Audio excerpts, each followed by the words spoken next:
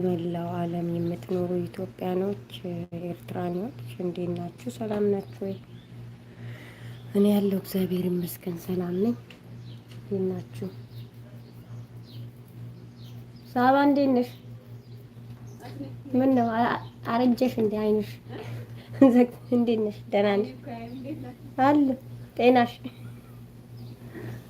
ትፈሪዋለሽ አንቺ እንደሆነ አው እየለመደሽ ነው። ሰላም ነች ለምዳለች። አው ጠፋሽ ጾመኛ ናት ግን አሁን ትንሽ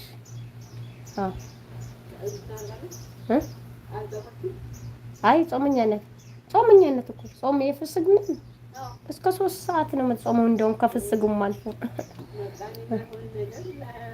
አረ ሰላም በያት እንዴ መብላት። እሺ እሺ። እና እንዴት ናችሁ? በጣም ይቅርታ እንግዲህ ከሰው እያወራው ርዕስ ላይ ሰው ገባብኝና ጎረቤቴ አይሆፕ አያስተጋባም። ሰላም ናችሁ? ይሄን ምስኪን እቺ ልጅ ፎቶ ላይ ወንድም ነበር እንደውም የሱ ተቆረጠብኝ እንጂ እና ግንባራቸው ላይ በእንግሊዘኛ ሎርድ ጂሰስ ሎርድ ኢየሱስ ጌታ ነው። ጌታ እንደሆነ ሁላችንም እናውቃለን። ግን ግንባራቸው ላይ እስከሚጻፍ በኋላ ገና ለሌዘር ሌላ ገንዘብ ከሚያወጡ ለማስነሳት መስቀሉን ቢያደርጉ ኢየሱስ ክርስቶስ የተሰቀለው መስቀል ላይ ነው እና ያው እንደዚህ ግንባር ላይ ተለጥፎ ግንባር ላይ ተጽፎ ኢየሱስ ጌታ ነው። ምስኪን ከክፍለ ሀገር መጣ ምንም ሳታውቅ በቃ አስነቅሰዋት ነው እንጂ እንዴት ይደረጋል?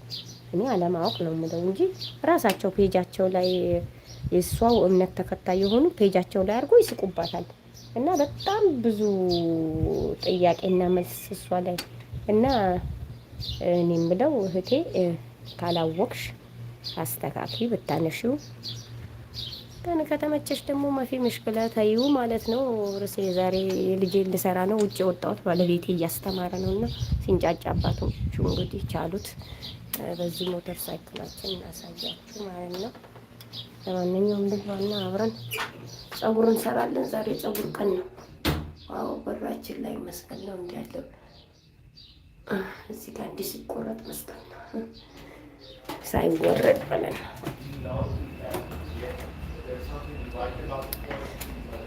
ሄሎ ማይ ፕሪንሴስ እና ማለት ነው ፀጉርሽ ትጀመሪያታለሽ። ዩቱብ ልታስከስሰኝ ነው እንግዲህ የልጅ ክፍል ነው ተዝረክርኳል። ግድ እንዳይሰጣችሁ ማለት ነው። ዛሬ በጠዋት ነው የምገባው። ከሰዓት ጉዳይ አለኝ። ማፊ ፋይዳ ከሰዓት እና ደግሞኛል። እስማ በጠዋት ስንት ኪሎ ሜትር መሰላችሁ? 12 ኪሎ ሜትር ሰርቼ መጣሁ።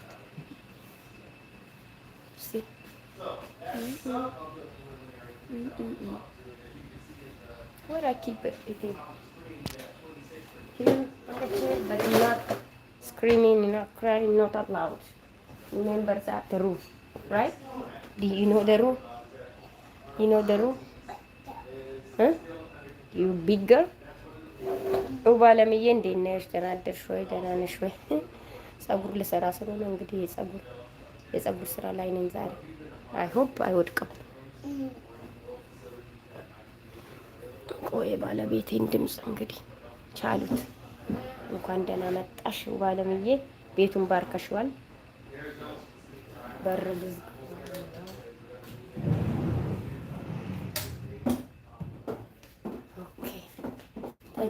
ተጫወቱ ባለምዬ፣ እንኳን ደህና መጣሽ። ደህና ነሽ ወይ? ሰላም ነሽ ወይ? እንዴት ነሽ? ፀጉር ስራ ልጀምር ነው።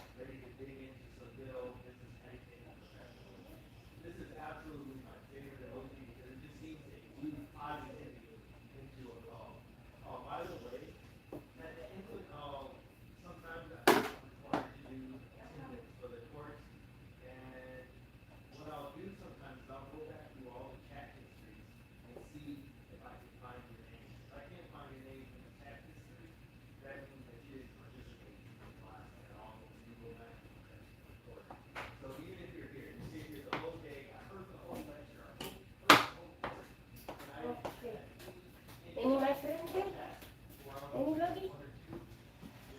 እና ይቅርታ እንግዲህ በባዶ ቤት ውስጥ ነሽ ተፈትሻችሁ ቁጭ አደረኳችሁ። በይ ቢ ፔሽንት የሆነ ቴማሚ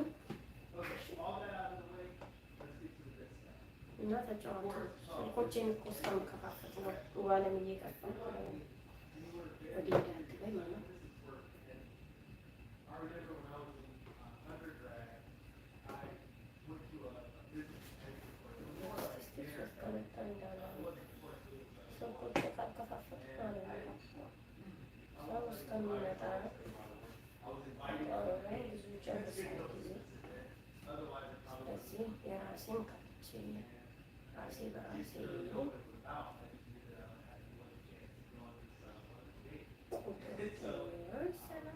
ግማሹ እንጂ ብዙን ጨርሰንም አንሰራም። ግማሹን ነገር አንሰራም። ለምን ትምህርት ቤት ይደርሳል? We do only the half, you know that? Where's the cream?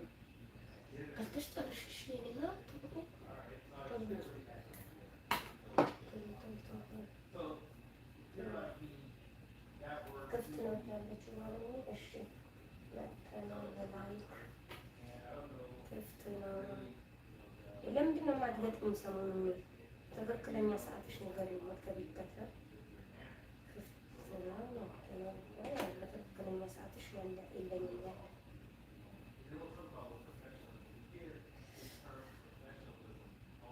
ምንድን ነው እንትን ወቅቱ ማለት ነው።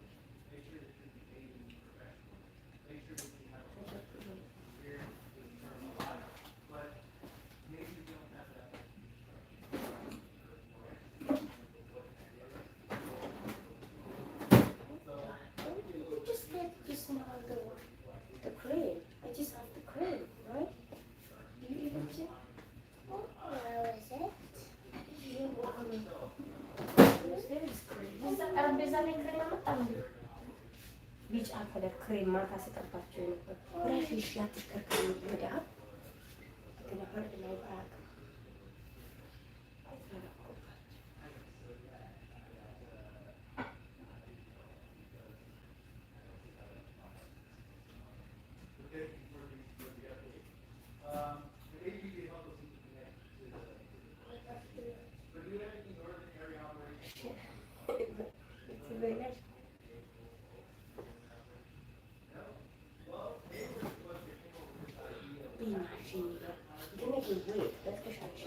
nice. You like it? You like it? You like it? ተው በሩ ማነው? በዚህ ዞራችሁ ነው እያስተማረ ስለሆነ እና ተጫወቱ። የመጣችሁ የገባችሁ ገባገባን በሉ። ቤት በኩል አግኝተሽ ነው? የት አግኝተሽ? የት አገኘሽ? ጠረጴዛ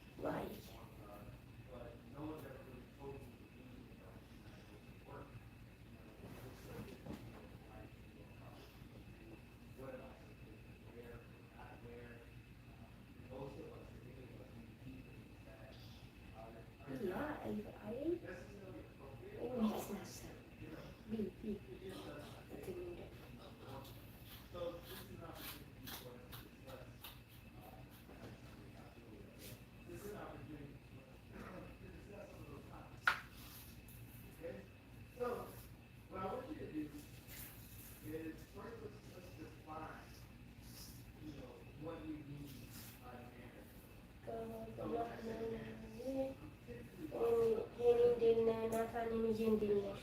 ሁሉ ሰላም? እንኳን ደህና መጣችሁ። አይሆን ቢሰማል ሩቅ ነው ያለው ስልክ እንትን ፀጉር እያሳየሁ ነው። የልጄን ፀጉር የራሴን ገና ሰራው ነው አርጅቶ። እንዴት ናችሁ? እንዴት አደራችሁ? ሁሉ መልካም? እንኳን ሰላም መጣችሁ። ሰላም ብላችኋል። ሁላችሁም ሰላም። ፀጉር ላይ ነው፣ ፀጉር ስራ ላይ ጀመር ነው። ፀጉር ሰራተኛ ነው ታውቃላችኋል። በዚህ ላስተዋውቃችሁ ሙያዬ ማለት ነው። ሙያዬ የፀጉር ስራ ነው። ይሄንን ፀጉር ሹሩባ ሴት ነው ወንድ ድሮ ወንድ መሰራ ነበር። ሹሩባና ተዘርፈው ይሰራል ወንዶች። አሁን ተመስገን ሃይማኖትም ምንም ስላለ አይሰሩም ማለት ነው። ይሄን እንዴት ነህ? ደህና ነው? ሰላም ነው?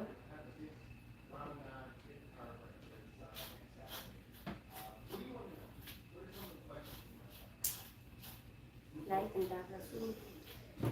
ቤታችን ትጋለ 10 ደቂቃ ሳይቀመጥ አትጨቃጨቂ ማለት ነው። ይሄን ጨቃጨቃናት በጧት እና እንዴት ናችሁ? በጧት ገባሁ ዛሬ። እስኪ ከሰዓት መዞር አማረኝ። የሰው ቤት መሄድ አማረኝ። ከሰዓት ሰዓቴን እያዝብኝና የሰው ቤት ማታ ነው የሚሄደው። በጨለማ ድፍ በጨለማ ሁሉም ቦታ ላዳረስልና እንቅልፌ ራሱ ይደፋኝ እዛው ማለት ነው። ስለዚህ እና ገባ ብላችሁ ቤተሰቡ ነው። አይሆፕ ይሰማችኋል። ባለቤቴን እያስተማረ ስለሆነ የሱ ጩኸት ራሱ ስጮህ ቀስ ብሎ እየተማረ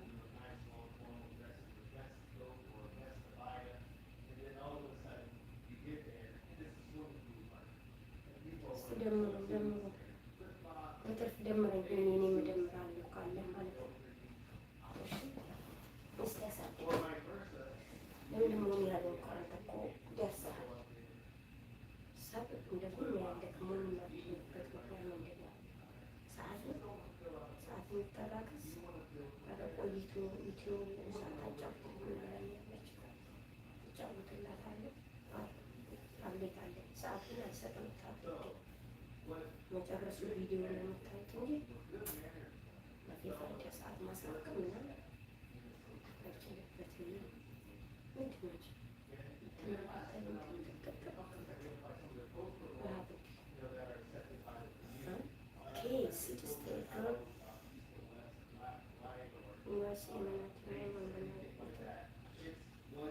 ናቸው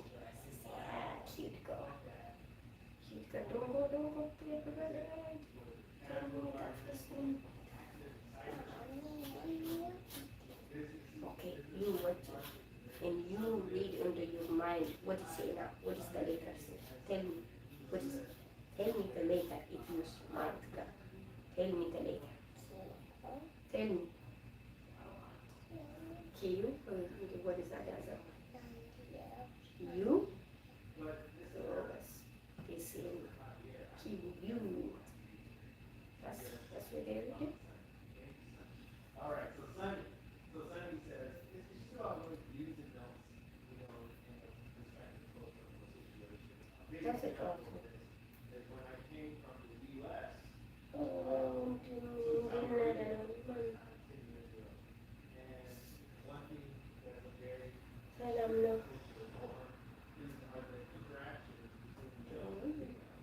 back in the States, I'm a very ugly, friendly guy. I'm high-five, shaking, hugging. And out here, I was informed right away that, you know, men and women do not shake hands. You know, have very limited physical contact. But for the most part, I was a huge, maybe a cultural norm, you know, that this is all ኧረ አንቺማ አለብሽ ለካ አስታውሽኝ እንደውም ማለት ነው። ችግር የለውም ጊዜ ካለሽ ትደምሪኛለሽ ጊዜ ሲኖርሽ።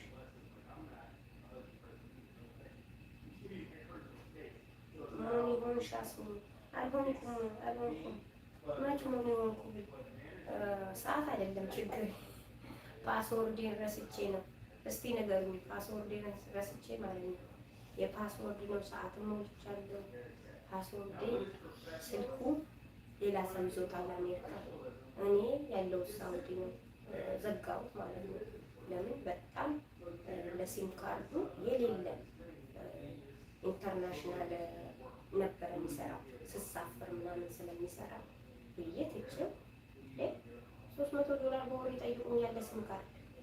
አጭበርባሪ ያለ አይደል በየቦታው አንዳንዴ ቴሌ ይመስሉና እስከሚባሉ ሌባ የሆነ ነገር ይጠልፉና ጠልፎ እነሱ ይጠቀሙበትና ከዛ እኛን ከፍተው በራሳችን ስም ስለሆነ እኛን ከፍላለን። ስለዚህ በዛ የተነሳ ማለት ነው በዛ የተነሳ ነው ወደዚህ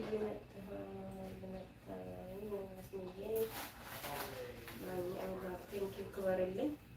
ፀጉር ስራ ላይ ነው የፈልግ የራስን የልጄን በቃ ቀን ሙሉ ስራ ላይ ነው። የሷን እንኳን ትንሽ እንደቀረዋል ትምህርት ስለሚኖራት ከሰዓት እንኳን ሰላም መጣችሁ ላይ ግቡ። የፀጉር ባለሙያ ነኝ።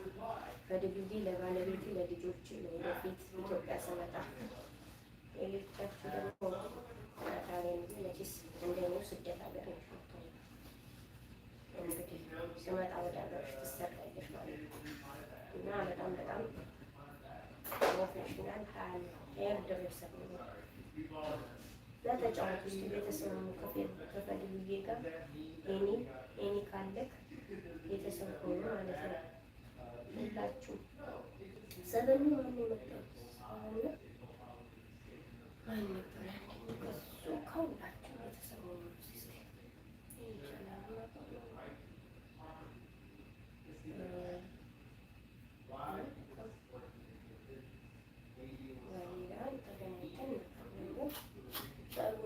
ወስዳብኝ ያያቸዋል። የድሮ ፀጉሬ እንዲረጅም ነበረ። ማሻአላ ሁሉ ብላለች ጓደኛዬ። ያያችሁ ፀጉሯ እንዴት ሆኗል? ግን በጣም የምንከባከብና ተጫወቱ ላይክ እንዳትረሱ እናንተ ቤተሰቡ። እኔ ደግሞ ፀጉር ስጨርስ ደግሞ በራ ያለው ፈልጉ ቤት ከትናንት ጀምሬ ነው የሆነ ቪዲዮ መጣልኛል ገብቶ ነበር ወይ ለቆ ነበር አያለው ላለው ምንም አልሞላም።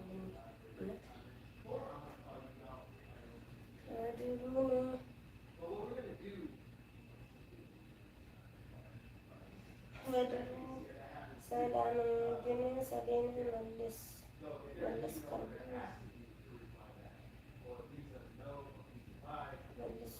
መልሽልኝ። ወንድ እኮ ነው ፈልጉ ናታናኒ ወንድ እኮ ነው። መልስልኝ ውዴ በይ እንጂ መልሽልኝ ሳይሆን ወንድ ነው እኮ ፈልጉ ወንድ ነው ወንድማችን ማለት ነው። ይመልሳል ካለበት ይመልሳል ካለበት አሁን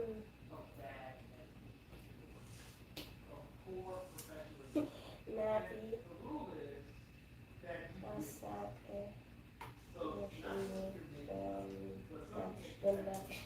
ስንት ቀን ነው መልሽልኝ የምትል?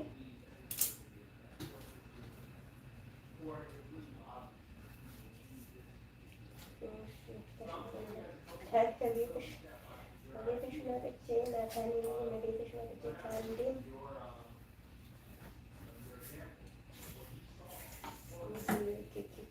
ብላለች። እሺ ብላለች። መጥቶ ነው የምጨቀጭቅ ያለ መልሰዋል ማለት ነው።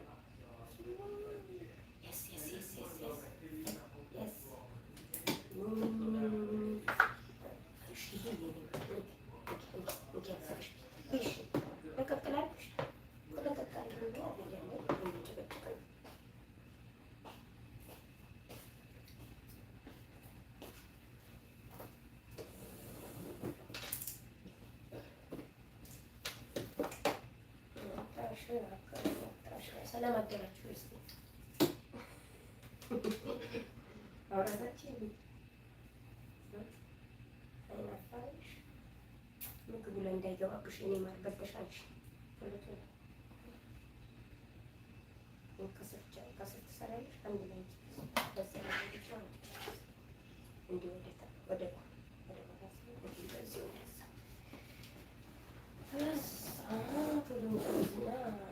ትንሽ ጊዜ ማለት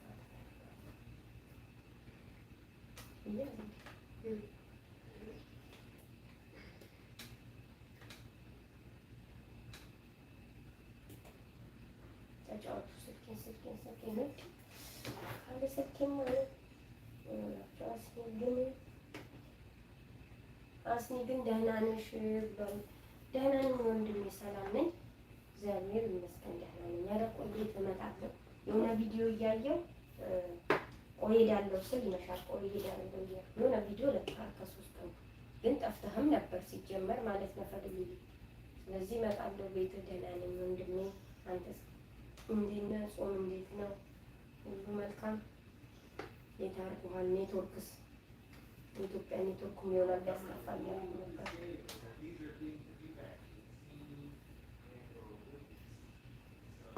ናታኔ የሚያሸርገ ክበር ለዚህ ኦኬ ቴንክ ዩ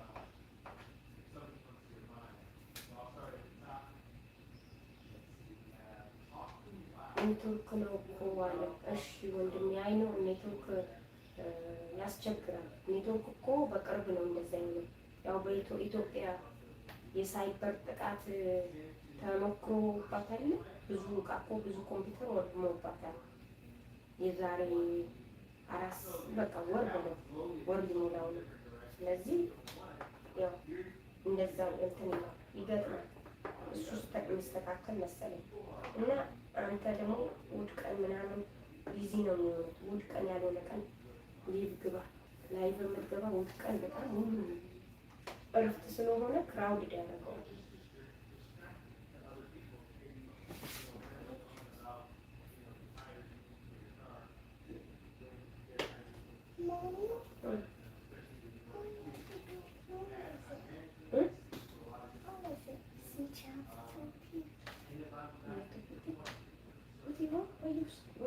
What you say? I don't hear you. What you say? Which one? It should be no, this one we don't have no time. We're gonna do it tomorrow.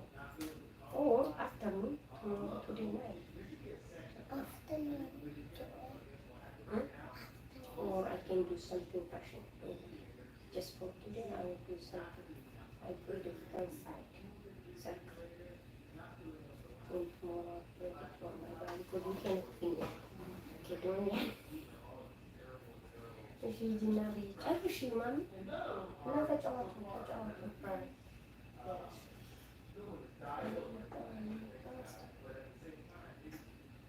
ያንቺም ሰው እኮ እያዘልኝ እንዴት ነሽ እህቴ? ሰላም ነሽ ወይ? እንኳን ሰላም መጣሽ። ስምሽን ሳንጋድደው ነበረ ባለፈው። መጽሐፍ ቅዱስ ነው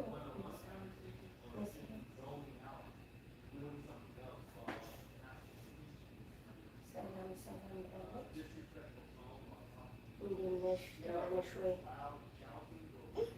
ቤትሽ ቪዚት አድርጊያለሁ መጥቻለሁ። ሰሞኑን መጥተሽ ነበር ያልኩት ከገባሽ በኋላ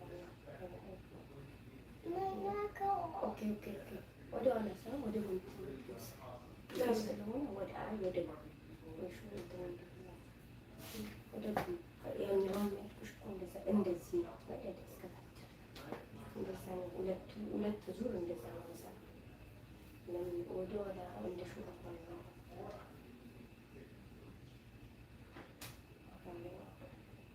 ለምንድን ነው ናችሁ ወይ? ተጫወቱ እስኪ ቤተሰብ ሆኑ።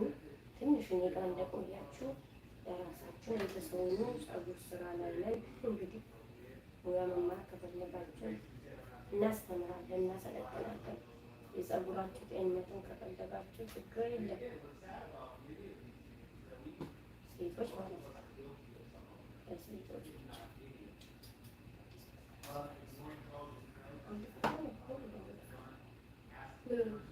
አንድ ሰው ሙሉ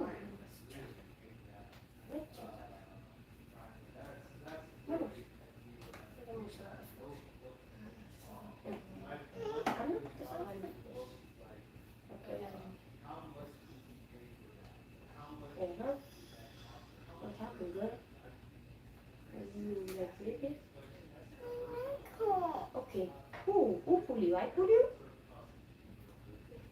Did I pull you? Never touch you. Never touch you. Never touch you.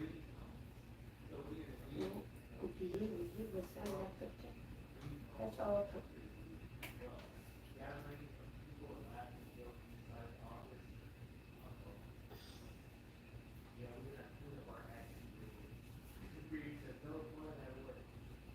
So yeah, there is, you know, if it's, especially if it goes to one of the most important or serious situation, side chat, That's cool. That's cool.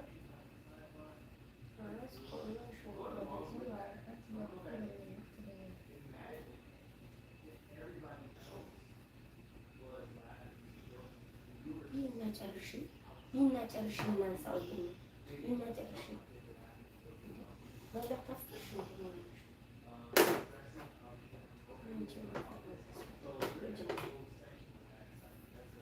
አብሽሩ ብሏል። እናመሰግናለን ወንድሜ። አብሽሩ ተብላችኋል። ተጫወቱ ላይ ነው እና ተጫወቱ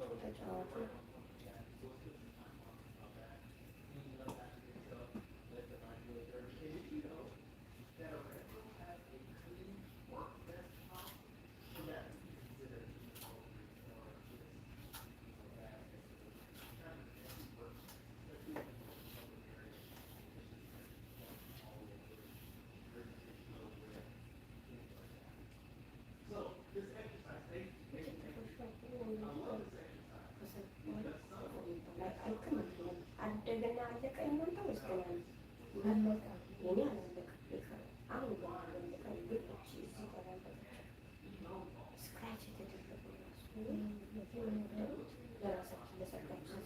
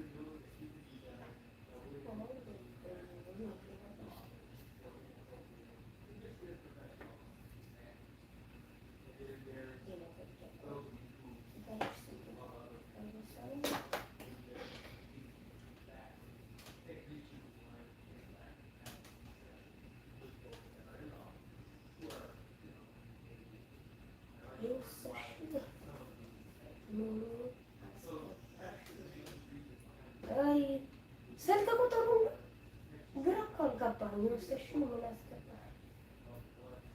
ስልክ ቁጥሩ ነው ወይስ ምን አልገባኝም። ግራ ገባኝ። ኧረ ምን አውቃለሁ ደለኩት እንጂ ስለዚህ እኮ ደልቼው እንዳይሆን። ኧረ አሁን እኔ እንትን እስቲ ንገሩኝ ልዩዬ እስቲ ንገሩኝ። ኮዴስ ፓስወርዴ ስለጠፋ ፓስወርዴን ማግኘት ምን ማድረግ አለብኝ? አድቫንስ ምናምን መክፈት እንዴት ነው? ኧረ ቆይ እፈልገዋለሁ። ምን አስገባዋለሁ? ምን አቅርበዋለሁ? ምንም ጊዜ ይኸው እንግዳ እህቴ መጣ ምናምን ከእሷ ጊዜ ነው እና ምን እያደረግሽልኝ ነው?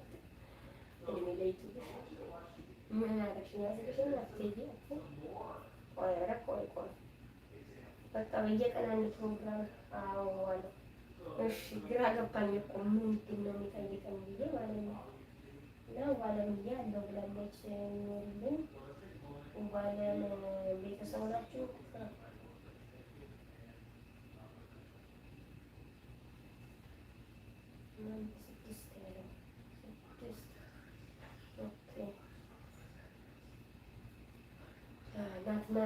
ናታንም ነሽ አይደል? እየደመርሽኝ ያለ መሰለኝ አዲስ ቻናል ቴንክ ዩ ኦኬ፣ አመሰግናለሁ። ኧረ ቆይ እፈልጋለሁ፣ ከትውልድ እፈልገዋለሁ። በዛኛው ስልኬ ነው ስክሪንሻት ያደረኩት ማለት ነው። ሲጀመር ቆይ እፈልጋለሁ እኮ በእናትህ ጥያቄ አለኝ እያልኩ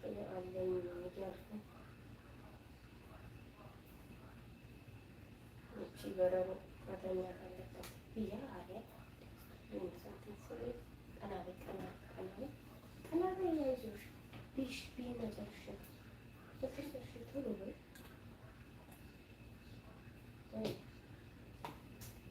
ልጅ ነሽ ለልጅ ይፈቀዳል ማለት ነው። ለልጅ ይፈቀዳል ሰው ማንኛውም ያለ ይላል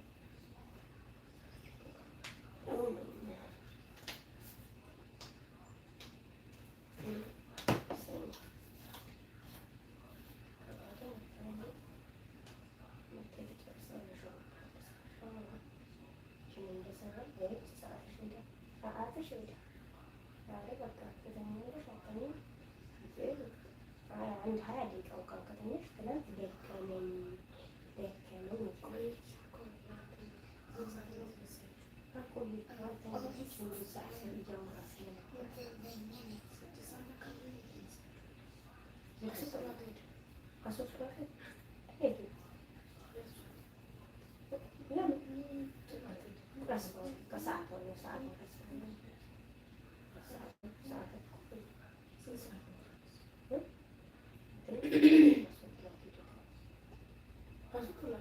ስድስት ከአምስት እኮ መስራት እኮ ሰዓት ነው። አምስት 12 ሰዓት መዘጋጀት አለብን።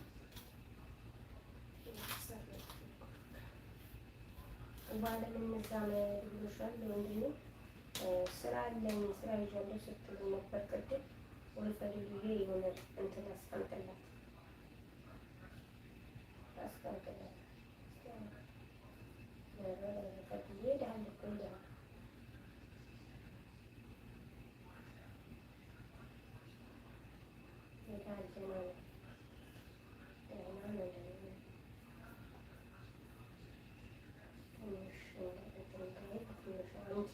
አንድ 150 ከገባ 1.150 ስትገባ ሪላክስ ታደርጋለህ። አሁን ግን ዙር እንደው ሀሳቡን ከሚለውጥ አንዳንዴ ያነሳው ስለሚችል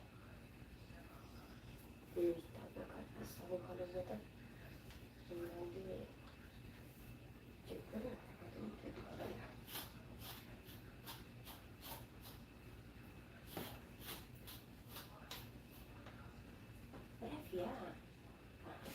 only for today. Tomorrow I make a nice one.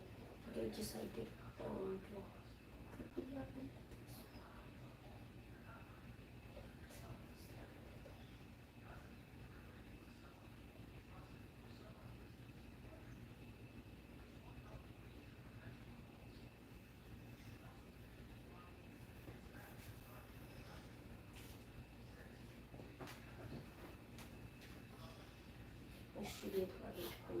እነግራታለሁ። ቻው ምናምን ልትለኝ ስለምትመጣ ክፍት አድርገዋለች አሉት። በዛን ሰዓት እነግራታለሁ።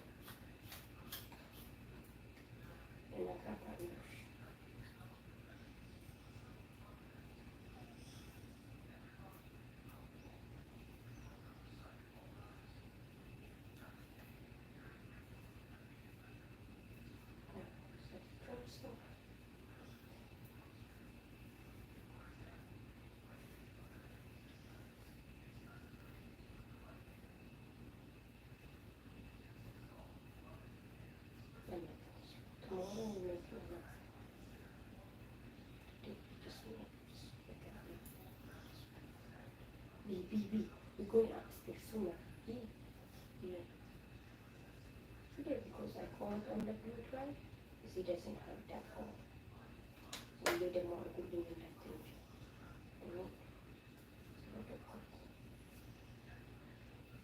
በቃሽ ይሆን ምን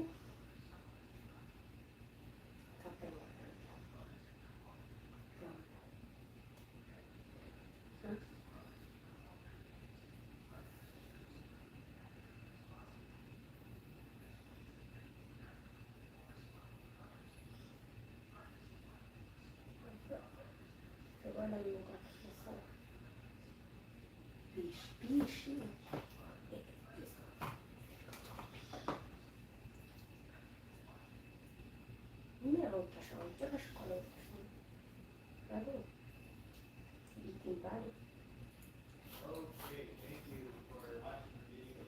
Now, this is an awkward question. But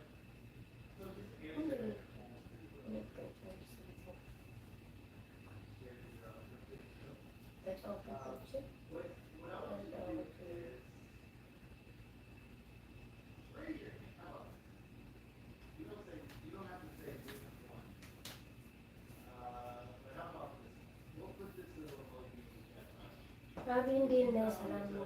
ሰላም ነው ወንድሜ፣ እንዴት ነህ? ሰላም ነው? ሁሉ መልካም? አዎ እንዲህ ነው። ብቅ ብቅ በጠዋት በቃ ፈልጉ መጥቷል። አቢ መጥቷል። አመሰግናለን። እንዴት ነው ወንድሜ?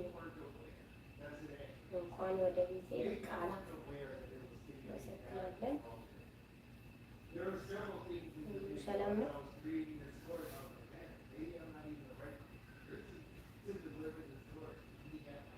ጨረስኩ ብላለች። አመሰግናለሁ እህቴ። እሺ እንዴት ነሽ? አለሁልህ። ናትናኤል ነኝ። ጨረስሽ? እሺ እህቴ፣ ምንም ችግር የለም። አመሰግናለሁ። በጣም ነው የማመሰግነው። ሄሎ Hey, Good morning. good morning. How are you doing? Good. Did you get the information? What program is there today in the hub? The program, which one they call it? I think Charles is teaching right now. I can't ask him, but what is this? You have to request the bus first. Can you request the bus to go to the hub? It start 8:30. You have to come take 10 o'clock back. But there's Here 8:30. no. From there start 8 o'clock. From there start 8 o'clock. The program we leave in around 5 because like the road will be closed after 7 after futur. But 5 o'clock futur time is everything is open the road. We're gonna start the road. The program just like futur, like you know how futur they doing this futur big like futur iftar, yeah, big after program. That's all. Yeah, and keep playing say like that. No game. Yeah, party, and just like for kids playing only that. All for all people, that's what I do. Yeah, but you have to call. That's what I hear, but exactly you have to hear. Maybe call. Yeah. What he say only he know his department, all his department is going. All his department, everybody is want to go, anybody want to go, you will go. Because he know only his area, he don't know for another area, yeah. But the Japan, everybody, this is for everybody, not only for one area, I think. Also the bus, I was calling you, the bus, you have to request the bus. You don't just go, you have to request, you have to call. Special bus. Yeah, small special. No, we might driving because only 5 people. My girl, they're gonna own them, but there is special bus if you want also. I will call because not enough my car for us also. I will ask Charles when you finish this class. You have to register us. You register too. Okay, bye. Okay.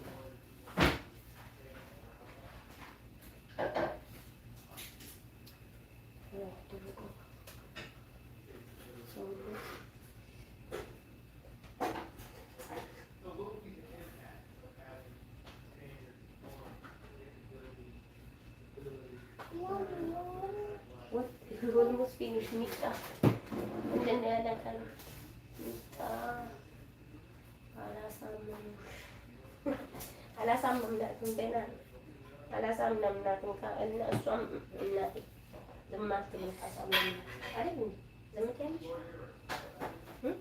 Zamatin? Kailan din sasama siya? Kasi ba yun? Kailan? Hindi mo nasama ko siya marin. Manati. Kasi ba yun? Hindi. Laman. Okay? ተጫዋቾች እንግዲህ ልትተኛ ስለሆነ ልትቶሎ እና ላይክ እንዳትረሱ ላይክ በሩ ትናንት ቤት መጥቻለሁ አሉ ማታ ማለት ነው። የቤተ ክርስቲያን ነበረ። እኔ ደግሞ ላይፍ ላይ ነው ግን ተራምጬ ደዋል። ምን አንዳንዴ ግራ የሚያጋባ ነው። ቴማ እንትን የሆናችሁ ሰዎች የሚለቁት ማለት ነው ይመስለኛል። ያመጣጣል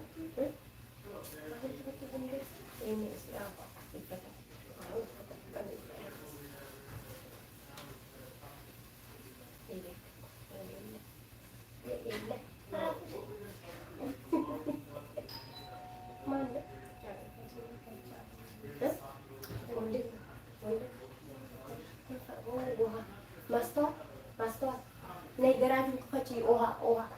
ውሃ መጡ መኪና ገራጅ ያስገቡት ቀጥታ ነይ ዝጊው እሱን እንጂ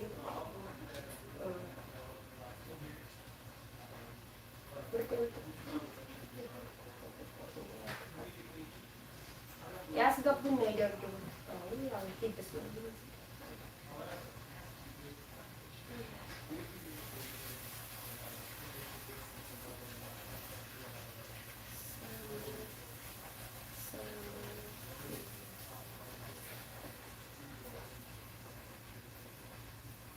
ስሟ ማን ነው?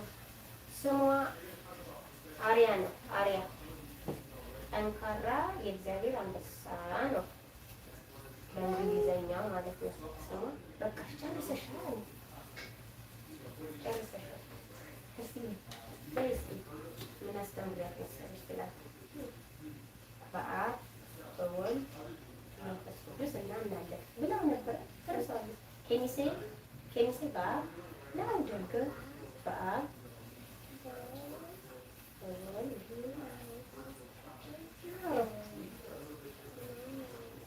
እናምናለን። ኬሚሴ በአብ ወልድ ካለሽ በኋላ በዊብሊ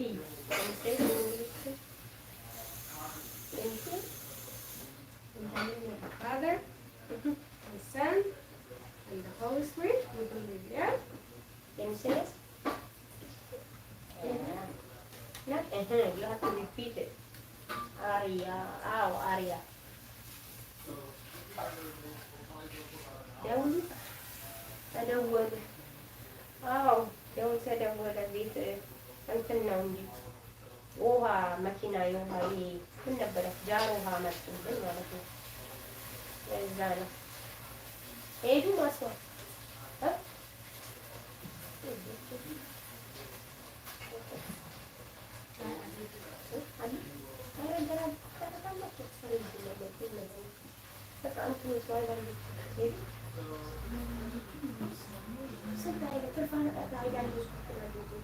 ነበረ ጃር ተጫዋች አማርኛ አትችልም? አማርኛ ትችያለሽ? Do you speak Amharic or not? You know little, right? Can you say for him? Can you say በስመ አብ ወልድ? Say for him. Louder. Nobody can hear. እሺ loud. እሺ I can't even hear you. How it? እሺ እሺ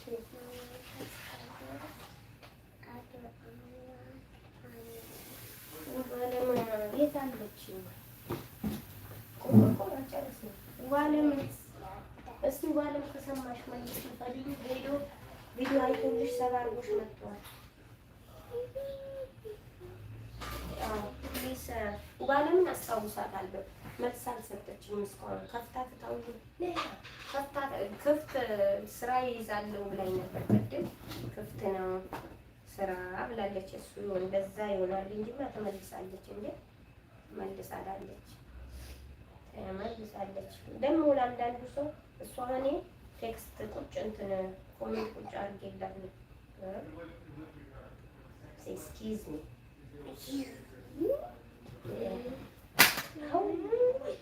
ስልክ የተፈጠፈጠ ጎበዝ ብሎሻል። ጎበዝ ነሽ፣ ጎበዝ ተብለሻል። ምን እንትን አትልም እንጂ ግን ታፍራለች በጣም። ለኢትዮጵያ እንደኛ ለሀበሻ ወጣን ታፍራለች። አይናፋር ናት።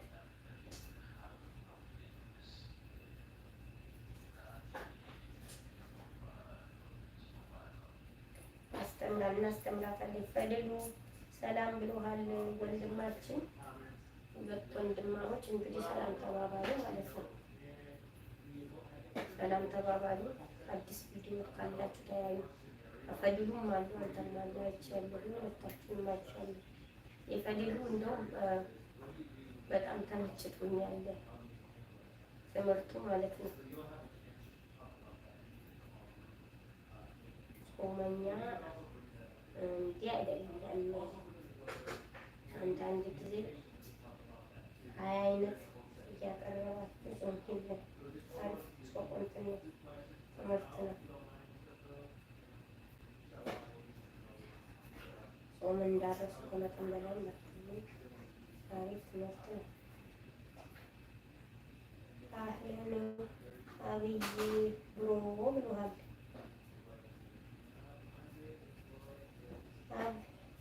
አብይ መጣለች። ኧረ አብይ እንዴት ነሽ? አብይም አብይ አንድ እንግዲህ አመሳሰልኳቸው ማለት ነው። የሚያምር ጸጉር እኮ ናይስ ራይት you have to sleep now. Put you in the bed. እሺ እንኳን ሰላም መጣሽ ታዲያ አሪያ ታውሪ ዛሬ የምትለውን ብትሰማ ምን ታወራለች ብለን አሪያ say hi ጠራት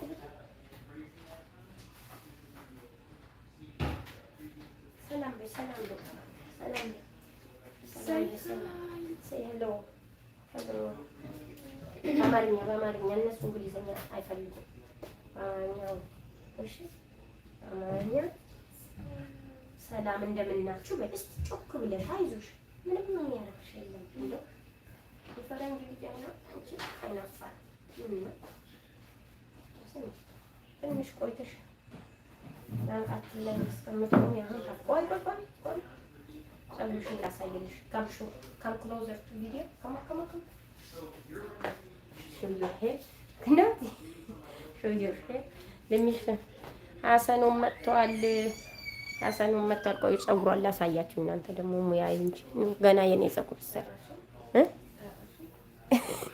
አልጠራሁሽም ማለት እሷን ነው እንጂ በአማርኛ ማውራት። እስኪ ዙሪ ተርን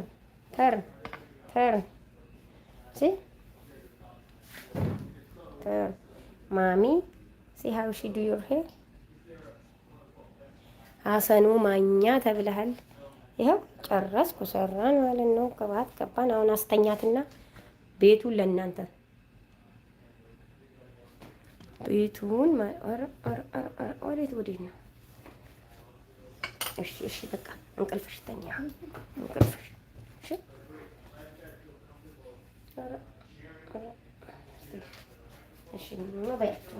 እሺ ሳሚያችሁ ላስተኛትና መጣው ተጫወቱ። ቤቱ ለእናንተ አደራ ተሰጥቷችኋል ማለት ነው። ቤቱ ለእናንተ ሀሰኑ መጥቷል። አቢ መታለች። ሁላችሁ ቤተሰብ ሁኑ። ፈድሉ አለ፣ አብይ ያለ ቤተሰብ ሁኑ። መጥቼ ደግሞ እኔ በሌላ ስልኬ በር ሌላችሁ ማለት ነው። እየመጣሁ በተራ በሁለት ስልኬ እናንተ ጋር ይሄዳሉ። አንዴ ላስተኛ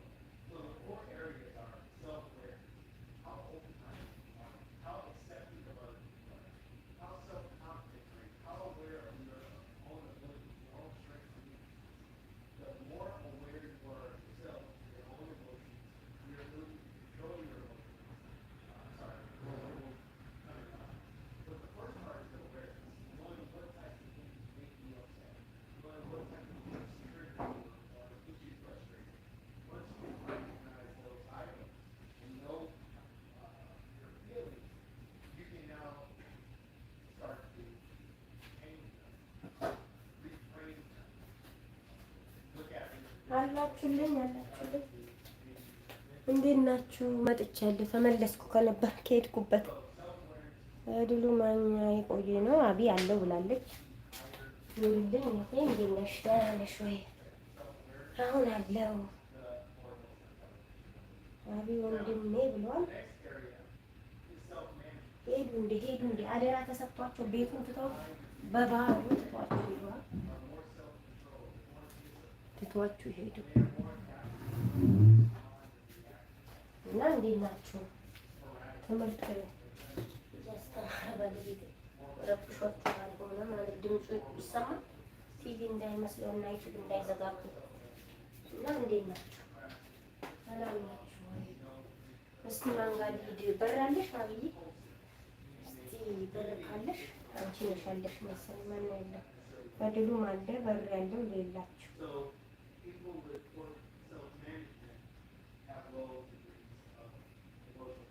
ማን ሰራተኛ ነው አለሽ?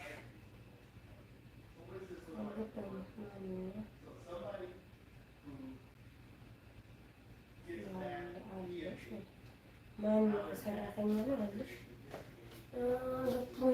አልገባኝም። ሰራተኛ ነው አለሽ?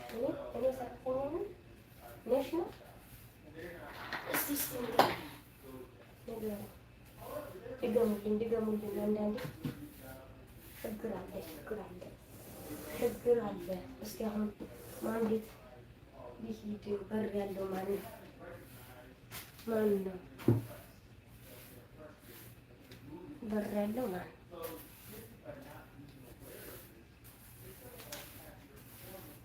ጸጉር የጻፈው ለነገሩ የኔ የራሴ የሆነ ነገር ላደርግ ነበር።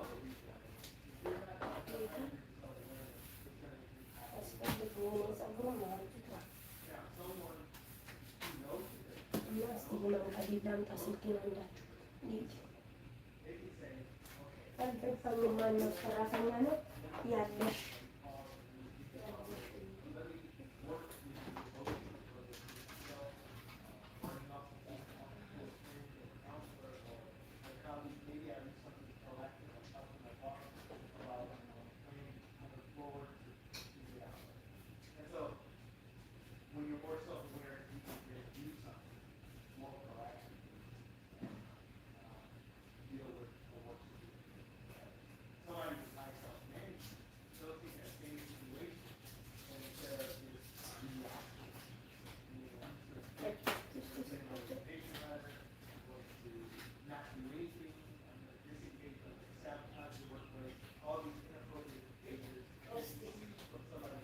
ከድሉ ቤት ልሄድና ከዛ አብያት ቤት ይፈልግ አቢ ማታ ሂጅ እላለሁ። አንተ አልጨረስኩትም እኮ ስራውን አልጨረስኩትም። ምን አለ አዲስ ነገር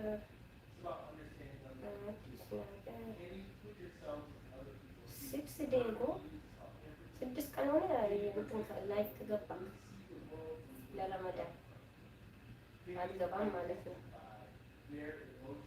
እና በር አለ። ለማንኛውም በር ሌለ ከዛ አብያንቺ እሄዳለሁ ማለት ነው። ከዛ ተጫወቱ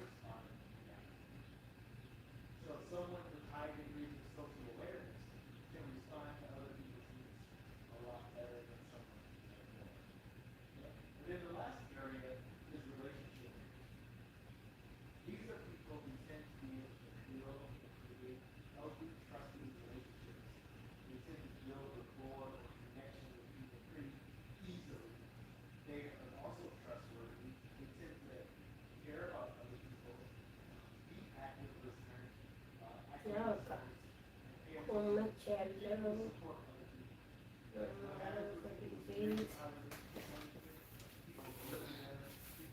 ተጫዋች የሰራው ፈላስ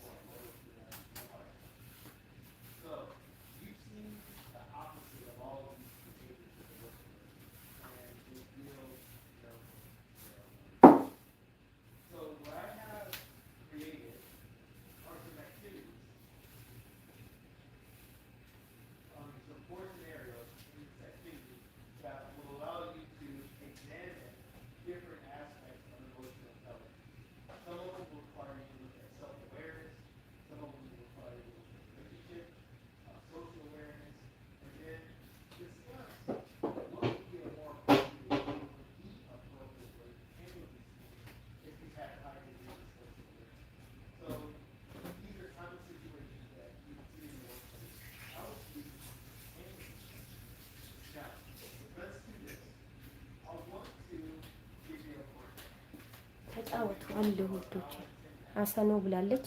አብዬ አዲስ ቪዲዮ ካለሽ ማን ፈድሉ ጋር ጨርሽ ልምጣና በአንዱ ስልኬ ሄዳለሁ አንቺ ቤት። እሺ አንቺ ቤት ሄዳለሁ ማለት ነው።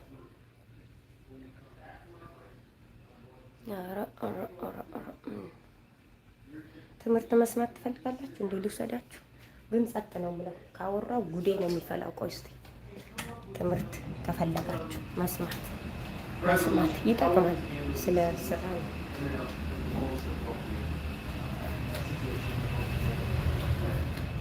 So for now, go ahead and enjoy your break. It's 10. Let's call it 10:40. So let's come back at 10:55. 10:55. Okay, and then I'll set you up with your groups. 10:55 a.m. Oh, you finished? Okay, give me a thumbs up if you're clear, and then go ahead and take your break. Thank you, Sunny. Okay, thank you, Krishna. Okay, you guys enjoy your break. We'll see you back at 10:55.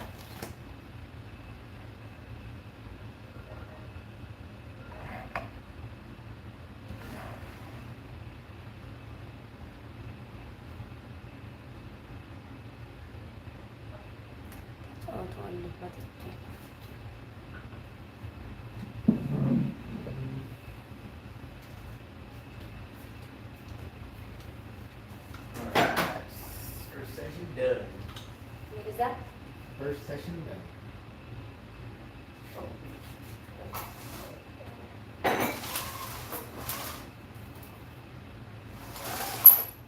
If you pull it like that, you're gonna pull the whole thing down. What do you mean?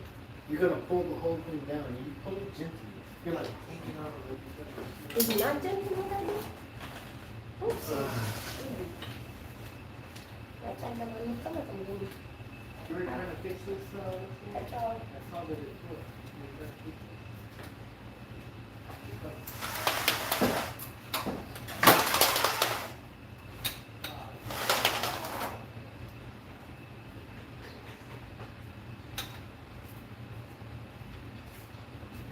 That's all what they would do to you. ለሁሉም እናንተ ቤት የሆነኝ ያላችሁ ማለት ነው። ተጫወቱ። አብይ አንቺ ጋር ልጅ ፈድልጋ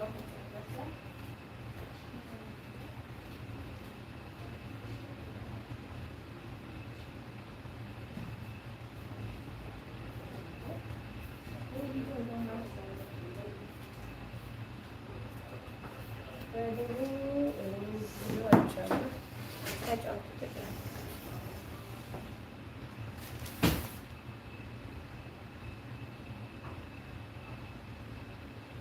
አብይ አንቺ ጋር ሄዳለሁ አሁን። እሺ መቼስ አስረኝ ነው የሚለው 2.17 ኬ ገብተሻል። ጎበዝ ጎበዝ ጎበዝ። በሁለተኛ ያልተደመረ ለመጀመሪያ ጊዜ አንቺን ሳገኝ ማለት ነው። ሁለት አልደመርኩሽም። አይ ነው ትደመሪያለሽ። ቱዴ ላይፍ ከገባሽ 2 ቀን ሆነሽ ምን ነው ወይስ ስልኬ ነው የምታሽገው? አብይ ማለት ነው 2 ቀን ሆነሽ ላይፍ ከገባሽ እና ሄጃለሁ። አስሚያ ነው የሚለው ግን ሌላኛው ቻናል ነው አስሚ ስለሚል አይጠፋሽም ማለት ነው። ያው ትንሽ በእንግሊዝኛ ስለሆነ ጽሑፉ አይጽፍልኝም። እንግሊዝኛ አጠር ያለች ምጥን ያለች ጽሑፍ ትጽፍልሻለች ማለት ነው። እና ተጫወቱ። Remember yesterday you said, I'm going to clean the dust. I'm going to clean the dust now. Yes, I will. Remember? But after we cook, I have a Yeah, problem. nobody goes sick. Do you, when your kitchen, do you cook in a clean kitchen or a dirty kitchen? It's outside. I'm asking you. It ain't different, babe. Why is it different? Yes, it is different. Let's ask your people. Is it good to cook in a dirty kitchen or dirty outside or clean outside? And let's sprayed all that bug stuff. Y'all ready to clean that up? See out there on the good But Staff, in 2 days we can clean up. 2 days. So you out there how they're sitting right Bo- all that place. If you see today, Baya is not allowed. He gonna clean, washing, especially washing, soaping and like this. Okay, but washing. But you can wash that table off. You can wash that table off. You can wash off the table. But you're gonna go on the floor when I wash it. Just clean. Just. No, babe. It's gonna go on the top. Okay.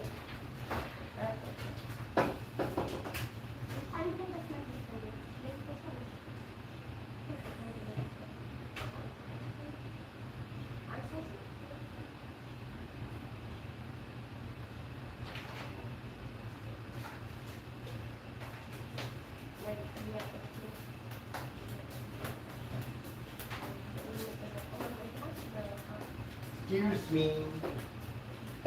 You know, excuse me, right?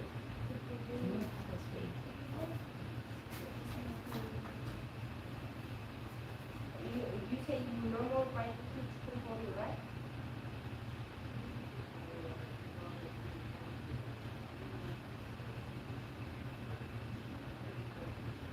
I mean, is it a lot or you don't want to do? Oh, I want to only 2, but I want 3 or 4 kids. One part, then I'm going to put it on the bread and do it. That's the difference.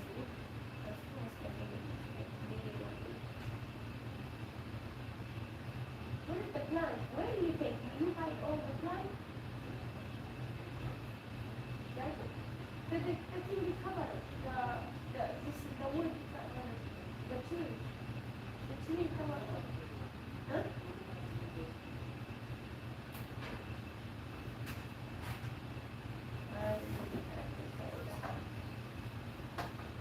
Right, I would like, babe, do you even, babe, do you even know what you're doing?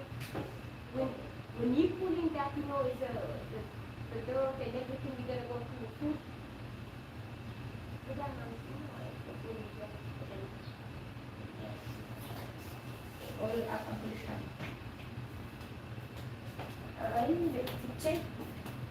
ቤተሰብ ትቼ ቤተሰብ ትቼ ሆነም ቀረ። አንዱ ፈድሉ ጋ ነው፣ አንዱ አቢ ጋ ነው።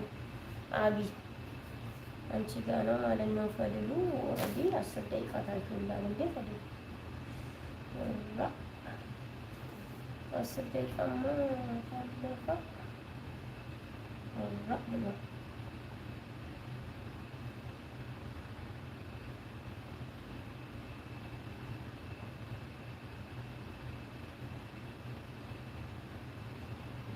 መተናል እና ታብታብ ብለው ታብታብ ምንድን ነው የሚያደርጉትን ማለት ነው። እና መጥቻለሁ። ማነው ሌላ በር ያለው እስኪ ልፈልግ ማለት ነው። ባለፈው ባለም በር አላት ድመታችን መጣች ወጣች። ምንም በቃ ትንሽ ብታት ነው። ዋይ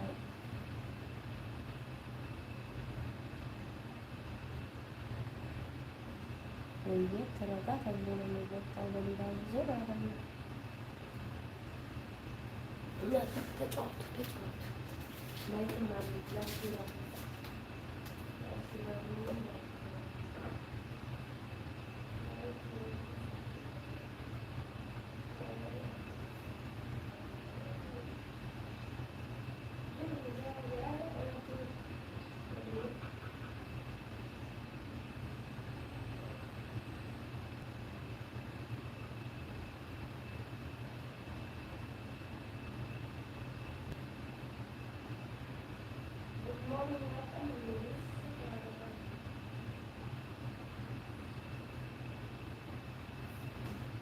ማነው የዘመዴ መጥቷል።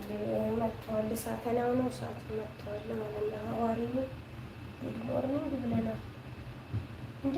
በጉድ ሞርኒንግ አትገባም። እስ በማለት ይቀጣል።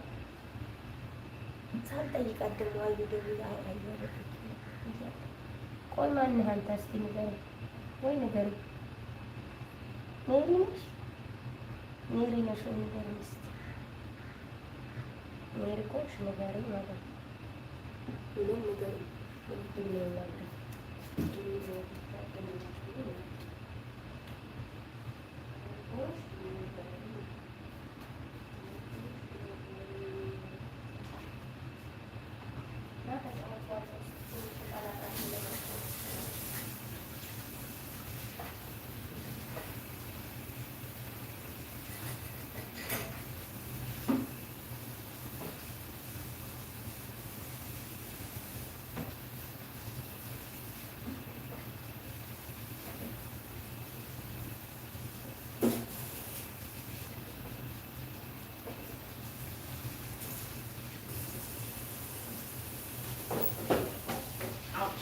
Just broke my shoe.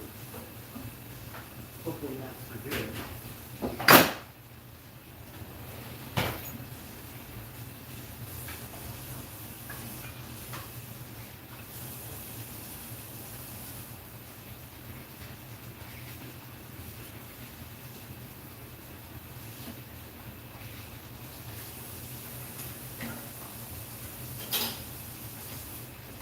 Mm-hmm.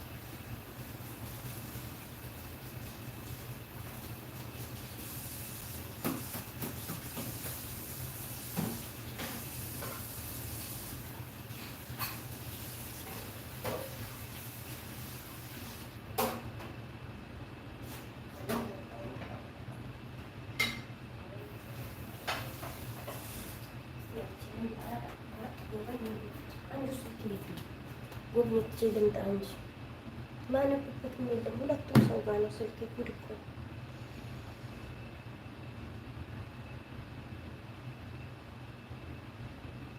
ጀርመን ብሎ ቁጭ። ኧረ ጀርመንም አይደለም እውነት። ማንሽ ሜላት ነሽ እንደ ኧረ ጀርመናዊ ማለት ሜላት ነው። ማነው ጀርመን ዛሬ እንዲያትሆኝ ጀርመናዊ ኦኬ ያለውን ጀርመናዊ አማርኛም ባሉ ጀርመናዊ ጉድ እኮ ነው።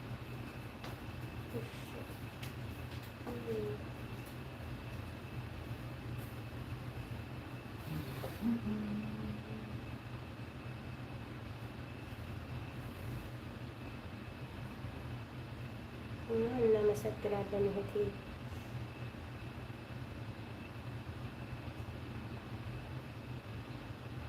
አሁን አልገባኝም እና አልገባኝም። በጣም አንደርስታንድ ብላችሁ ይባላል።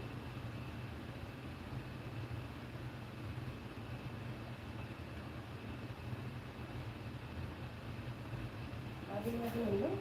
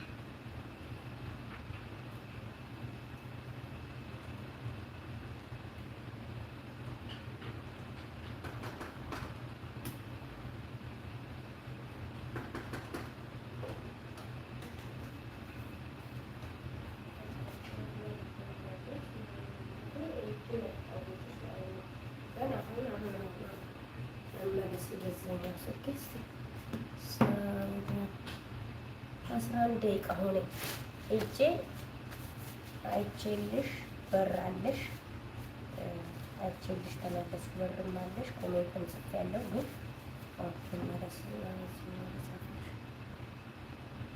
በዚህ ስልክ ነው የሄድኩት። የልብ ቅርጽ የላኩበት አሁን ቀይ ልብስ ያላቸው በሱ ሄጄ ነበረ ማለት ነው። እና ክበሩልኝ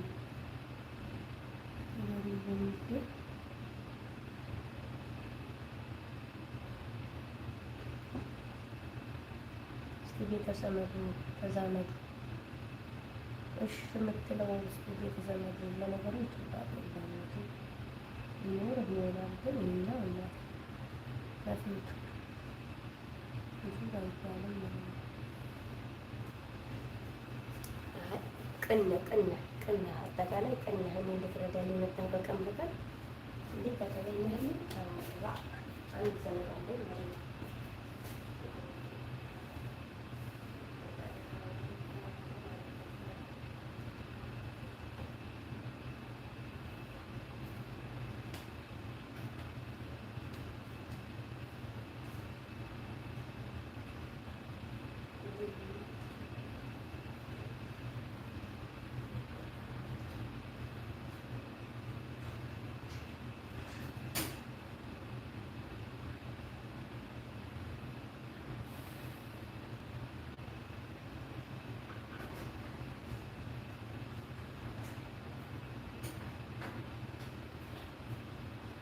This thing smells very bad, you know that?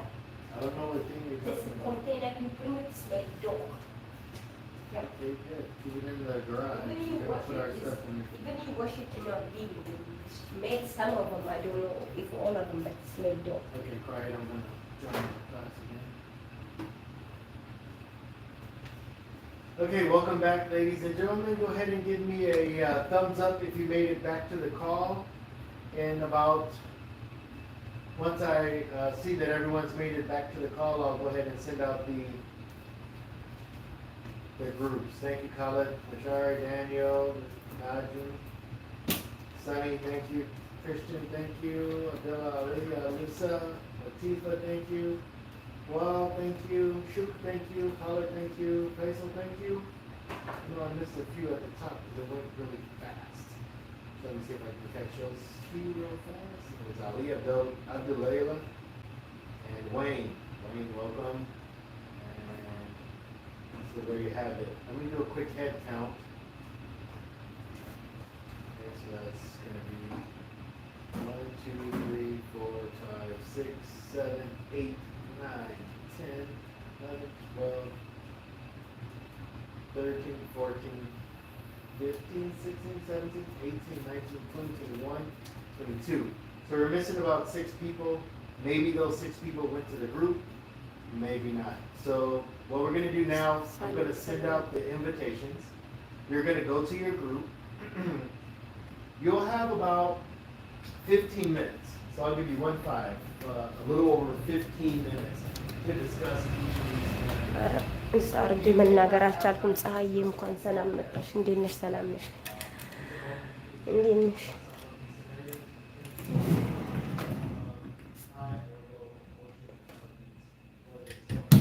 እዚህ ባረገው ይሻለኛል እንዴ ምን አለብኝ? እናንተንም ከሚጮውባችሁ እኔ ወንዶቹ ቅድም ትምህርት መስማት ከፈለጉ እስቲ ብዬ ነበር። እና እንዴት ናችሁ? ደህና ናችሁ ወይ? ፀሐዬ እንኳን ሰላም መጣሽ እህቴ። ወለነ ሰሞኑ አንቀጣጣም ያለው እንዴት ነው? አትገቢም እንዴ በብዛት ወይስ ባለፈው ብቻ አምልጠሽኝ እንትን ብያለሁ? ምንድነው ኮሜንት አስቀምጫለሁ ነው? አልተመቸሽም? እየገባሽ አይመስለኝም። አይገጥመኝም ለሊት ከገባሽ ነው እንጂ። እና እንዴት ነሽ ፀሐዬ ማለት ነው? የእግዚአብሔር ልጅ ሀንዬ ነሽ? ማን ነው ሀንዬ ነሽ? ንገረኝ እስቲ ማን ነው የእግዚአብሔር ልጅ ሀንዬ?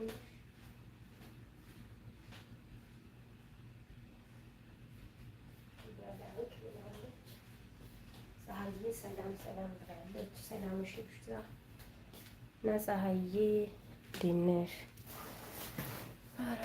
ሳሎን ተወሰደብኝ። አንደኛው ሳሎን እንግዲህ አስፋልት ደግሞ ምንድነው ቆንጆ ነገር አሳይ። አስፋልት ቁጣ አሳያቸው እሺ እንዴ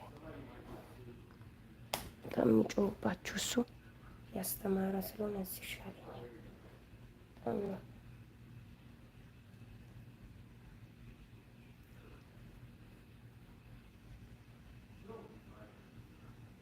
ክፍት ነው አስሜ ገና ነው ያ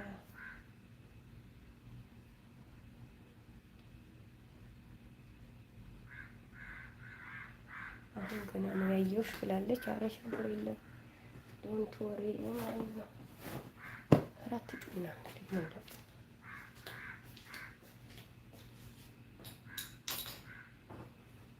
እዚህ ጋር አትሊስት ጸጥ ያለ ነው ውጭ እስከምንወጣ እና ተጫወቱ። ፀሐዬ እስቲ ልሂድ ቤተሻል እስቲ ልሂድ በዚህኛው ስልኬ እንዴ ትርፍ ተገኘልሽ ሰብ ያልተደረግሽበት። እስቲ መች ነው ሊቭ የገባሽው? 2 ቀን እንዴ ማይጠፋኝ እንዴ 2 ቀን ሆኖሻል ፀሐዬ ሊቭ ከገባሽ እንዴ። በዚህኛው ላይ ደግሞ እንትን ብያለሽ። እስቲ ይኸው ሰብ ያልተደረግሽበት ስልክ ተገኛለሽ። እንደው ሰብ ትደረጊያለሽ በዚህ ማለት ነው። 107 ላይክ ነበረው 108 ላይክ አረኩሽ። ይኸው ሰብን ተደረግሽ። ከዛ ወር ይታየልሻል ማለት ነው። እና ገብተሽ አታውቂም። ሰሞኑ 2 ቀን ሆኖሻል። 2 ቀን ሆኖሻል። እሺ ሰብ አደረግኩሽ። አሁን ኮሜንት አስቀምጥና 10 ደቂቃ እስከሚሞላኝ አይልሻለሁ ቪዲዮ። ከዛ እንመለሳለን ማለት ነው።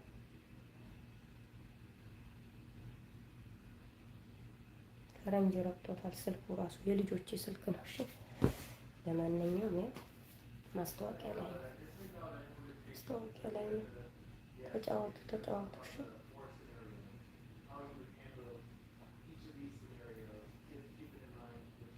ትምህርት መማር የምትፈልጉ ከሆነ እዛ ወስጄ ቁጭ አደርገዋለሁ። ግን ትምህርት ለመማር እናንተ ስለ ቢዝነስ ነው ተማሪ። እነዚህ ስኩል ሃይስኩል ምናምን አይደለም፣ ስለ ቢዝነስ ነው። ግን መማር ከፈለጋችሁ እዛ ወስጄ ቁጭ አደርገዋለሁ። አለበለዚያ ደግሞ እዚህ ቢቀመጥ መጣው። ፀሐይ አንቺ ቤት ነው ያለሁት።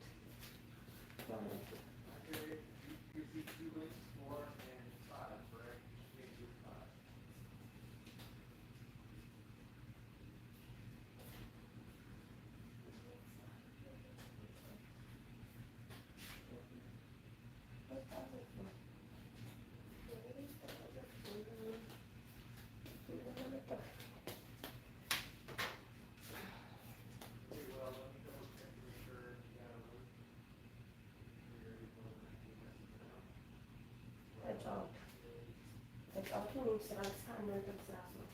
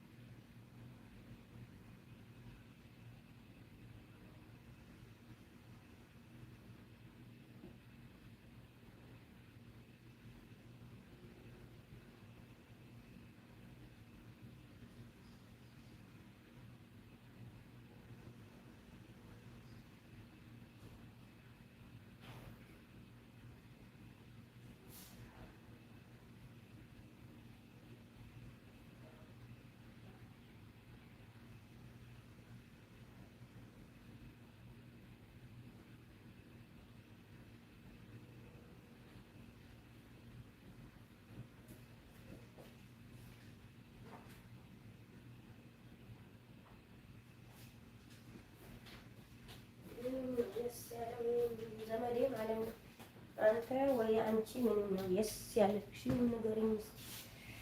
ነስ አንተ ቤት እንዳልሄድ እንትን የለም ማፊ ቤት የለም ማፊ ቤት ብሏል። ስራ ለስራ ነው ራሱ ማለት ነው። ታብታብ ማለት እኮ ታብታብ ግበሩ ታብታብ አድርጉ ታብታብ ክበሩልኝ የጠኑልኝ ይሏል። ማነው እንድረስ ነው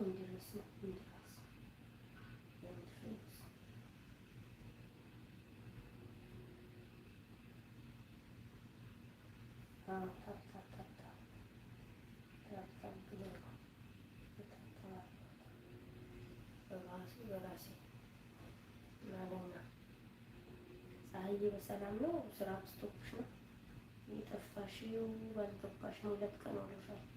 ለነገሩ እንደማናት እንደ አዩ እኔም እግሬን ታቅዬ ነው ሙሉ ቀን ማለት ነው። 1-2 ቀን ተኛለሁ እንቅልፌ እኮ ነው።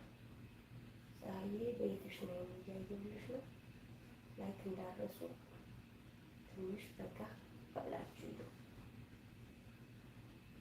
ማለት ነው።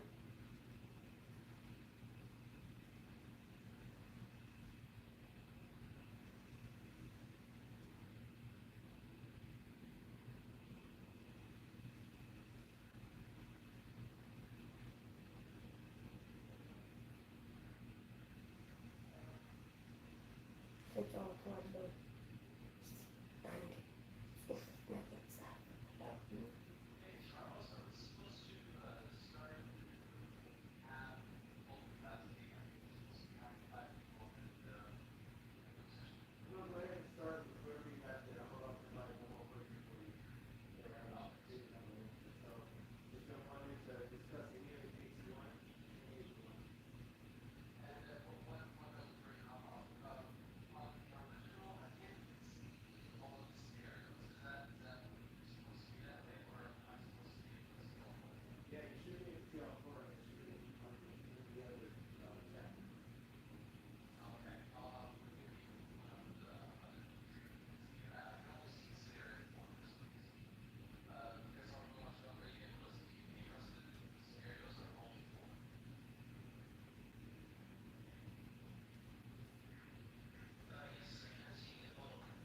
ለተጫወቱ ልጆች አለው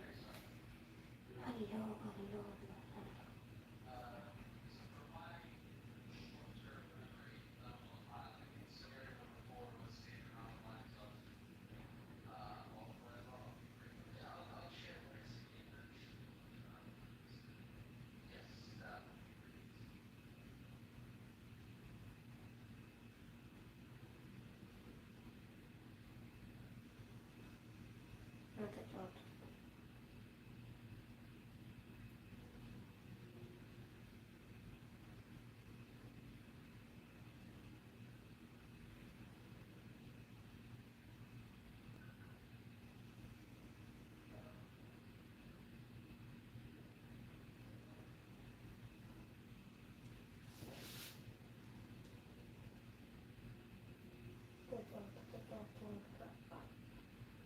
የሚሰቀል የሚንጠለጠል ይጻፍላችኋል።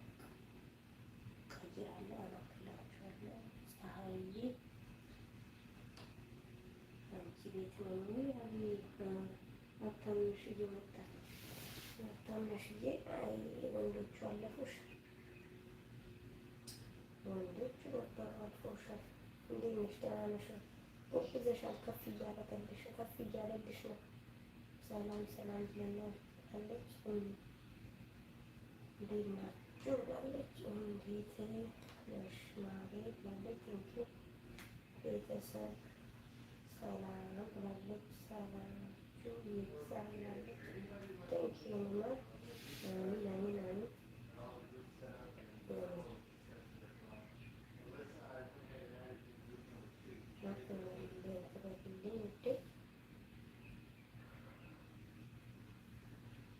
እስቲ ስንት ገባሽ? ልሽቼ ኧረ ጎበዘሻል። ጎበዝ ትናንሽ ብቻ 10 ምናምን አግኝተሻል። ጎበዝ ሄደሻል። ከትናንት ወዲያ ግን ተስደምርሽ ከሰላሳ አንድ ነው ከ32 አድርጌ ተውኩሽ። በዛው ቀጠልሽ። ገና ሄደሻል። ግን ቪዲዮ አታምሽ ላይ ቪዲዮሽ እኮ 10 ደቂቃ በታች መሆን የለበትም። አዲስ ስለሆንሽ ወይ ስልክ ካለሽ ላኪኝ። አንድ ቪዲዮ እኮ 10 ደቂቃ ልስጥሽ። ከዛ 10 ደቂቃ ሃሎዊን ደርሷል እንዴ? ማን ፀሐይ የሃሎዊን ፓንኬን የሃሎዊን ላክሽልኝ። ኦክቶበር ነው ያለው ያለው የፈረንጆች የሙታን ቀን የሚያከብሩት።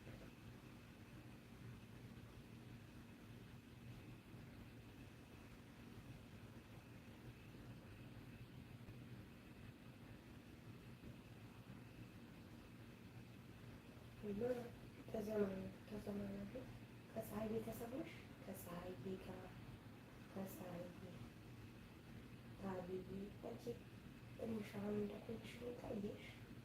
እንትን ኮሜንት ጻፊላቸው ይመልሱልሻል። በር የላቸው አንቺን በቅንነት ቀና ነገር ስትሰሪ ሁሉ ቀና ነው። በር የላቸው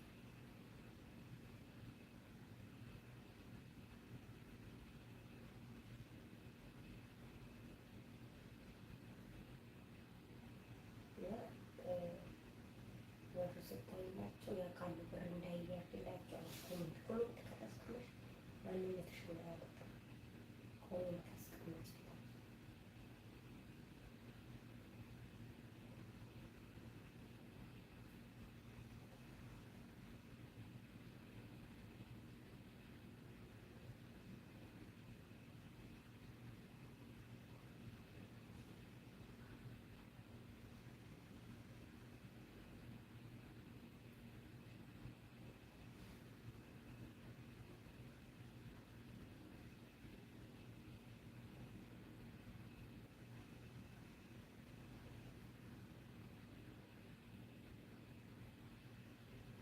ተጫውቷል። እየረጡ ነው። ከዚያ ደግሞ እንትን እንዴት ነው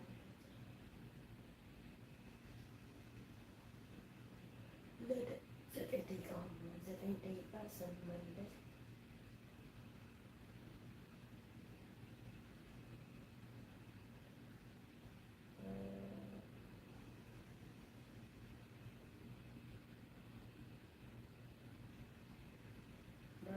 ሰው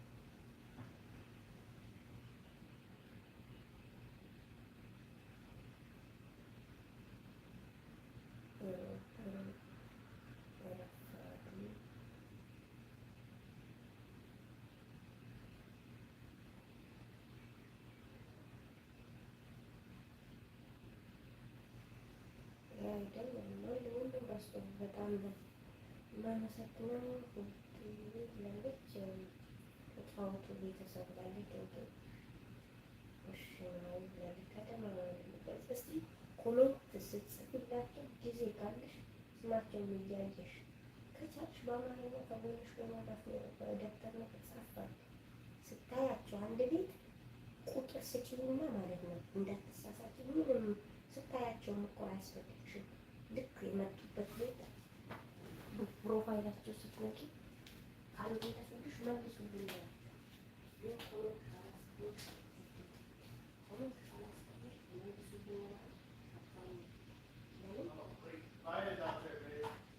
Okay, tell him go to wash it.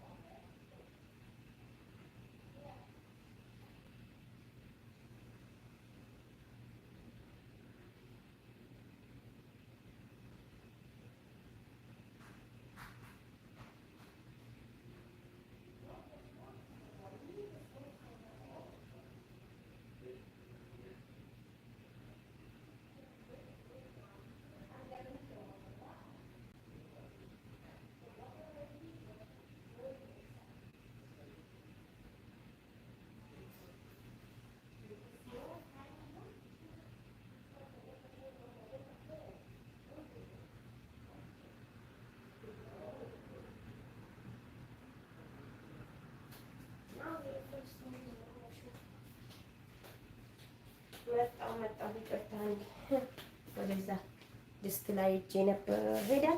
ሄዳችሁላችሁ በይ በስመ አብ ከአስራ 3 ደቂቃ ሆነኝ እኮ እንትና ጋር ማነው ፀሐይ ጋር ፀሐዬ እጄ መጥቻለሁ። እንግዲህ ብታውቂም ባታውቂም እኔ ግዴታ ተወጥቻለሁ ማለት ነው ማለት ነው። በድሉ ሰላም አስሚ ወይ አስወጣኔ እሺ ኧረ ወደዚህ በቃ ይኸው አታነሽ አለች። ካታነሽ ቤተሰብ ካላችሁ በር የለት እሱ ይደምርሻል።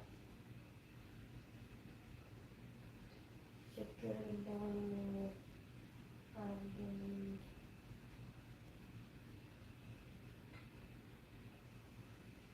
የት ሀገር ነሽ ብላለች። ሳውዲ ነኝ። ግን ቪዲዮ 10 ደቂቃ ብታረጊ አታነሽ ይጠቅምሻል። ፈድሉ አብሽሩ ብሏል። ተባሸር ወንድሜ ማለት ነው። አብሽሩ እያለ ነው። ቤት ሄጄ በጣም በር እኮ አየሁልህ። በር አይቼልህ በየቤቱ ረስቼው ስልኬን 13 ደቂቃ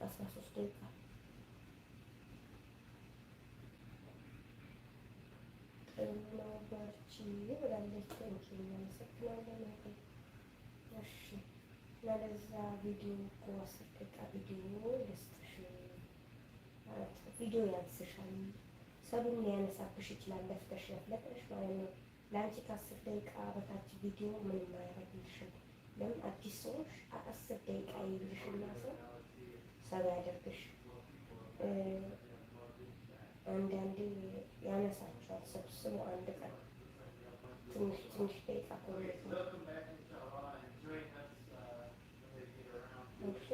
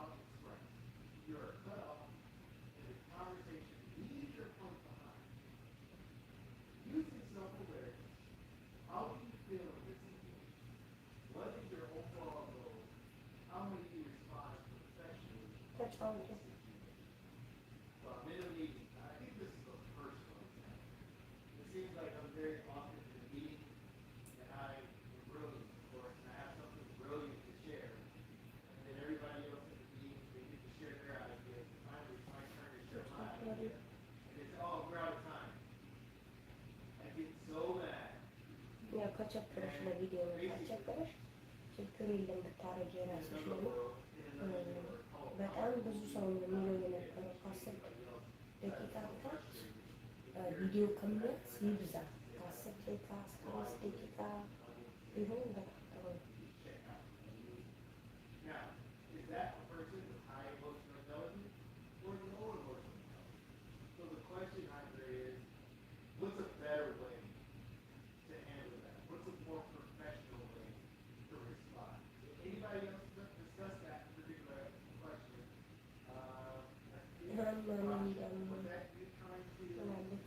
ቅድም ባልኩሽ እኮ የእግዚአብሔር ልጅ ማን ነው አልኩሽ እኮ።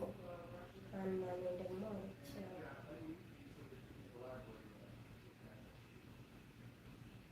አለ ችግር የለም እለቃለሁ አለች።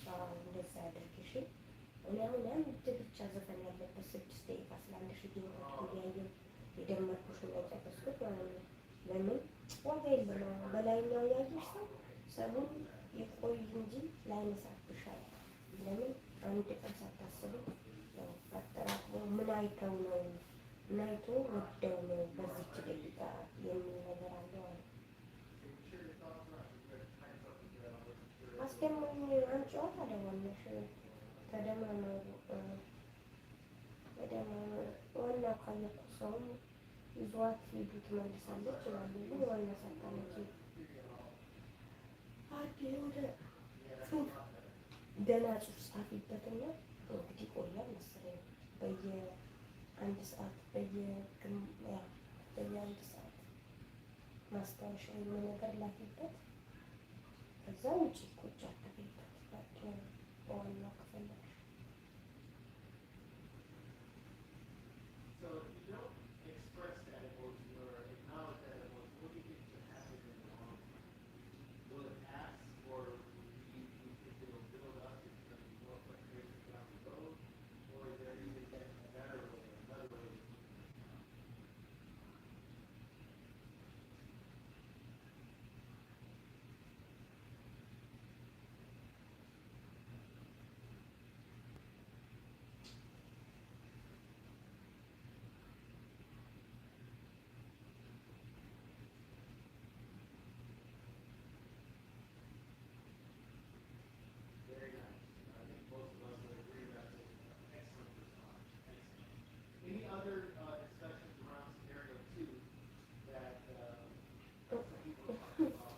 ተመታሽ እንትን እየጻፍኩ ነበር ማንጠለጥለው ነገር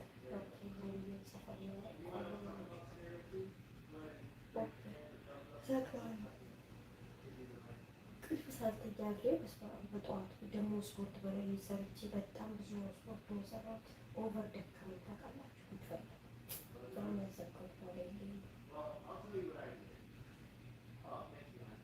ዛሬ አልቆይም ከልኳ ያልፍም እየተባለ በኋላ ጤና ተጠቅመው ትንሽ አንድ ሰዓት ነው በአንድ ሰዓት ከሚመለከት እሺ ሰቅላለሁ። አንድ ጽሁፍ ልጽፍና ልጨርስ።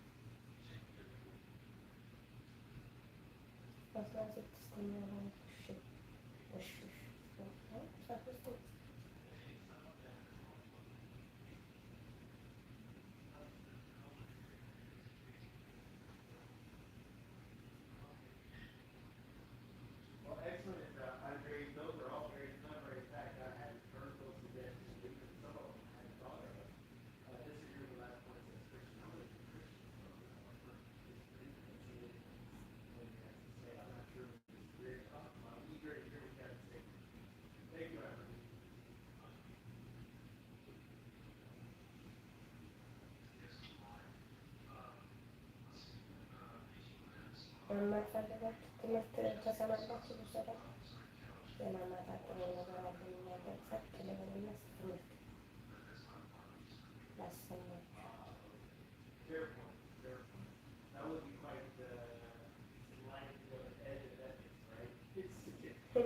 በየሺው ሰው የሚኖር ሰብስክራይብ አንዳንድ 4 ጊዜ አንድ ሆኗል። 1011 አይደል?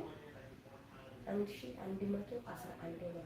አንዳንድ ስክሪንሻት አደረኩት ኩል የሆነ ነበር ነው እና የታከንት ነው ሊንኩን ስቃለኝ ማለት ነው። ሊንኩን አነሳችሁ አንቺ ያለ አንቺ ግን የታለ ሊንኩ ደቂቃ ማቆም እንግዲህ መልሰሽ አምጪልኝ እኮ አንዳንድ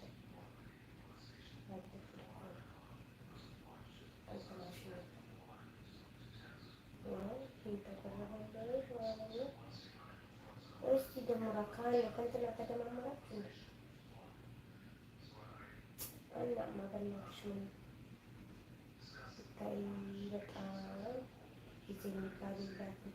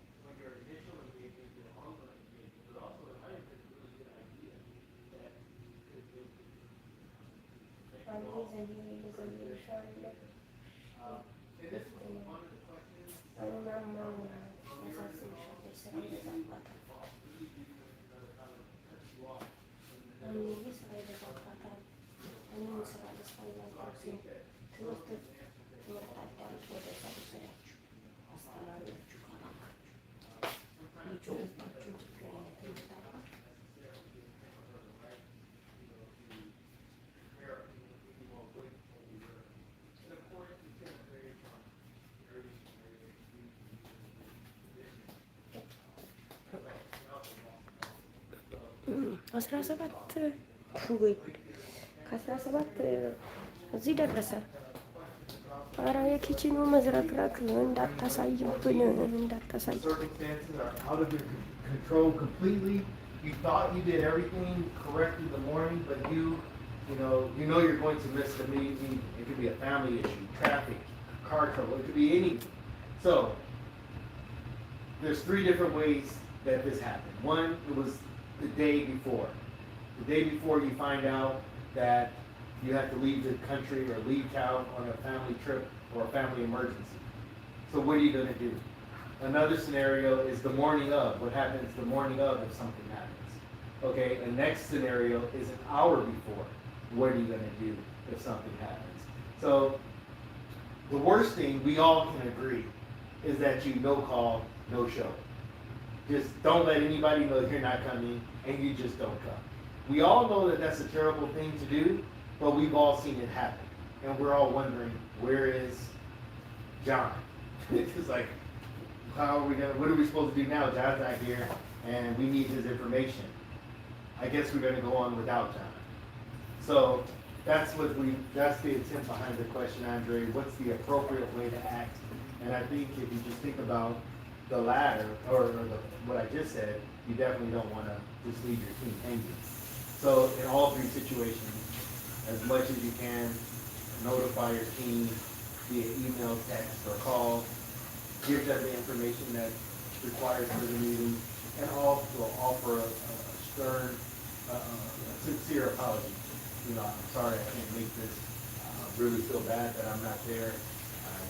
Try to hold yourself accountable for the information and the work, even though you're not able to be at the meeting. So, and I'm sure you all have some good discussions. Did anybody want to talk about any of the other scenarios, or did you all talk about scenario 1 or scenario 4? If you did, go ahead and put some indication in the chat box so you can speak out on scenario 1 or scenario 4. Andre. Yeah, so maybe somebody else would. No, I don't mind you, Andre. You're my co-facilitator. We don't have very many people speaking up, so go for it. Yeah, so scenario 1, the obvious. So I think the best way is to join kind of home, the way home, brother affairs. It's funny that these all seem pretty obvious, but yet they're true scenarios. I teach classes in the Leadership Center, and very often there's usually one woman in the class, or there's one expat in the class, or there's maybe somebody with a disability in the class, and that one other person is often sitting alone while all the people that are alike are sitting together. So in some situations, it may be 3 or 4 ladies, and they're all sitting together at one table. In some situations, it's 3 or 4 guys and both sitting at one table. And then in another situation, it could be people in one department, division, or unit sitting together, where there's one person just sitting there by him or herself. And, just using these concepts, how do you think that other person feels? how would you feel? Even if you were an extrovert or introvert, you still would wonder, you need people to interact with and to network with and to, share ideas, etc. So this happens a lot. This happens a lot. Even though the obvious thing, hey, let's see if we can balance it out. Let's see if we can be inclusive as much as we can. Some people don't even, it never really crosses your mind. So the intent behind this activity is to bring you, not you, Andre, people, awareness to different, scenarios like this. All right. So thank you. Yes. Yeah, okay. The scenario 4 is also have a very good discussion. Rachel started from scenario 4 in our group. So basically, there are several options. First one is the short one is to isolate the boss. Try to do several attempts to initiate with the guy who refused to take work. Isolate to the boss. So this is the short solution. Maybe kick him off or out and replace more much more motivated guy. And the second option is to go to the root cause analysis, acknowledge that it's the root cause for rejection. And but I think it's obvious that in this case we need to ask the boss what the extended deadlines are, because this kind of investigation will require more additional resources and time. Excellent summary. Excellent summary. I like how you come with lots of different possible options from your group. So thanks for carrying that forward. The idea, once again, is let's not be reactive. Let's not just throw out the baby with the bathwater, or go with the we call it the lose-lose mentality of, well, he's not working, I'm not working either. The company still needs us all to be professional. This person on your team, you may need him or her at a later date. They may be going through some other, okay, don't worry, Zane. They might be going through something personal that's setting them back in this particular situation, but they're normally a very valuable member of the team. So thinking about inclusion, thinking about emotional intelligence, thinking about self-awareness and social awareness, all those factors come together to help you respond to otherwise challenges in the workplace in a much more appropriate way. So, that's the nature of emotional intelligence and business etiquette. You'll see this notion of emotional intelligence come up again as we get into branding, and also at the end when we talk about social engagement. All right, so any final thoughts on emotional intelligence? If you learned something new about emotional intelligence, give me a thumbs up in the chat box. If that was a bit of a long drawn out activity that seemed to really not have a point, give me a thumbs down. Thumbs up if you learned something new. Oh, thank you. Give me a thumbs up if you learned something new about emotional intelligence. And how it applies to the workplace. Give me a thumbs down if you thought that was a bit of a lengthy activity that didn't add much value. My feelings are not going to be hurt. It's just going to help strengthen the program. Okay, looks like some people found value in that discussion. Anybody just thought, half-half? Positive responses all the way around. You guys aren't making me feel happy on purpose, are you? There you go, Christian. A little bit of fairness. Thank you. A little objectivity. All right. Thank you. Thank you. All right. So let's move on to the next area. The next area is communication. Consider all aspects of etiquette and professionalism in interpersonal communication, whether it's in person, virtually, or even written. When I say written, I mean emails and memos, things like that. These things can have a huge impact on establishing trust and showing respect. So for me, one of my backgrounds is communication. I have a bachelor's in communication. My counseling background is nothing but communication. What I'm doing in my coursework at Leadership Development Division is mostly communication. So like, this is my life.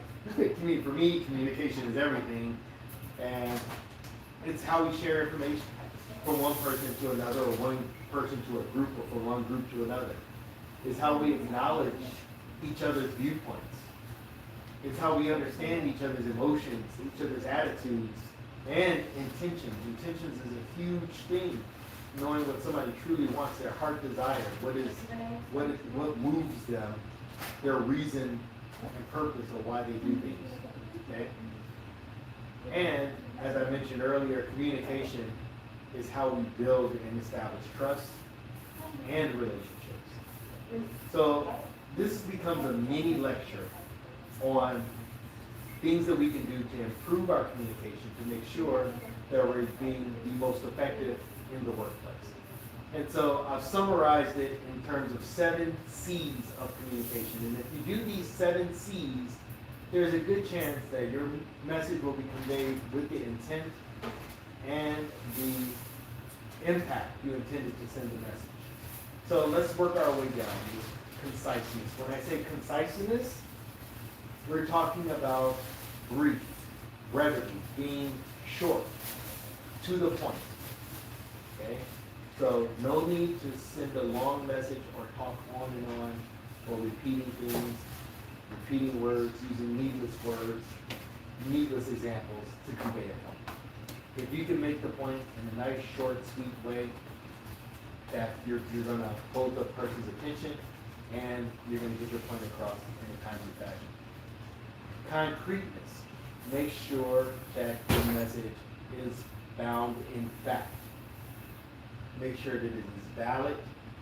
Make sure that it is true. Okay? The worst thing to do is share information that's unproven or unvalidated. Okay? The next one, clarity. Make sure that your message is clear.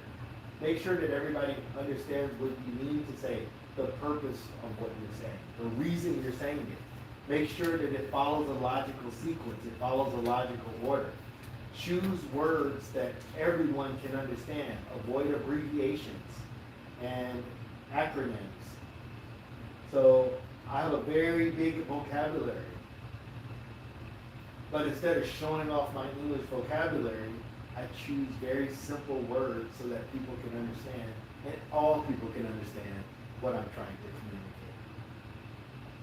I'll save the confidence for last, or coherence. Making sure that your message flows from one point to another. Make sure that it makes sense. Make sure that there's relevance to a bigger topic. Okay? Make sure that it's back to easy to understand. Courtesy. In the next slide, we're going to be talking about the 3 gates of communication. So I don't want to spend too much time here, but when I say courtesy, when you communicate, make sure that you are not saying things that are hurtful or harmful or overly critical or judgmental. You know, be kind in your approach. Courtesy, give other people a chance to communicate as well. It should be a two-way street. Last, correctness. Make sure that there are no errors, grammatical, spelling, punctuation. Make sure that you use the correct word. In English, there are a lot of words that sound alike but have different meanings. And so when you use the wrong grammar, wrong words, wrong spelling, you lose credibility. People question your intelligence. Although spelling and grammar doesn't have much to do with your intelligence, people will interpret it as such. It will discredit your work if there are too many errors. When I talk about correctness too, make sure that the information is right. Make sure you have the right information. Okay? A lot of times, I belong to social media groups. They give a lot of misinformation about travel, especially during COVID. If you guys traveled at all during the height of the COVID pandemic, you get different information depending on the source you're talking to about visa requirements, about vaccination requirements, about testing requirements. So when you got this information or you shared this information, make sure that the information is correct. And the last thing I want you to think about is confidence. If you believe in yourself and you believe in what you are saying, and you demonstrate that with a strong posture and convey that confidence, other people are more likely to believe you as well. If you act like you don't believe what you're saying, and you're hesitant and shy about what you're saying, even if it's true, right, coherent, correct, all of these points, people will doubt you. When you're stuttering, saying, well, maybe, I think, and you use words and phrases that cast doubt on what you're saying, that's exactly what you did. People will doubt what you're saying. You're going to lose credibility. So whenever you're speaking, speak with confidence. Speak with confidence. So those are the 7 C's of communication in a very professional way. As I mentioned in the last slide, make sure that it's true. These are the 3 gates. Without trying to remember all 7 C's, you can just remember these 3 points. Is it true, accurate, complete? When I say, is it necessary, why do I need to know what's the benefit to me for sharing this? Is it worth it to mention this? And last but not least, is it kind?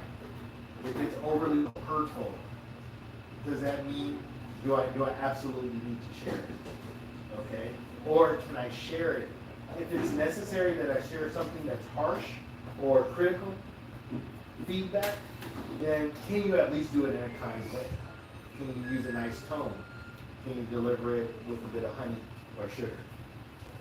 All right, so now, also you want to answer this question. Why are we communicating in the first place? You want to go into every communication with a plan.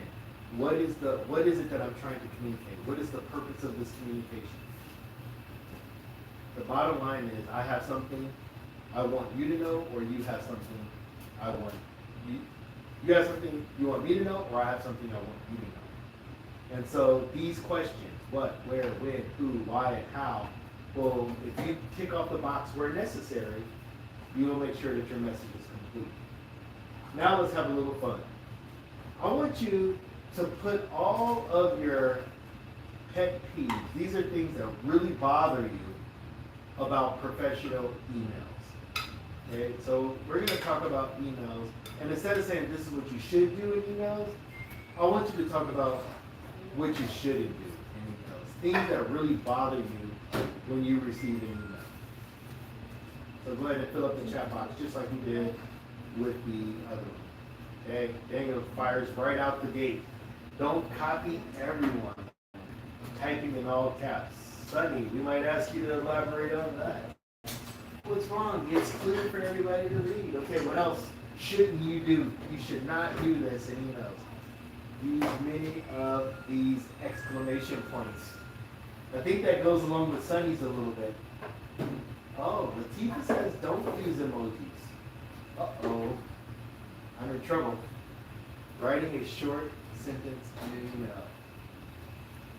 Okay, I think we might have a little bit of disagreement in some of these. The Shari says emoji, but that doesn't know if that means use it or don't use it. One sentence only in subject line. I'm not sure if these are do's or don'ts. I think these are don'ts, okay? Don't use don't. Okay, poorly formulated subject. Okay, there we go, Andrea. I think that gets more to the point. What should we put in the subject line and shouldn't put in the subject line? The subject line does not relate. Oh, so when there is a subject line, it doesn't connect to the message, or it doesn't give any idea what the message is even about. So a lot of people have comments around subject lines using them appropriately. Let me go back up and saw one. Don't say, I hope this email finds you. Because obviously it found them. Alyssa, I would love to, or Ziad, I would love to hear more on that one.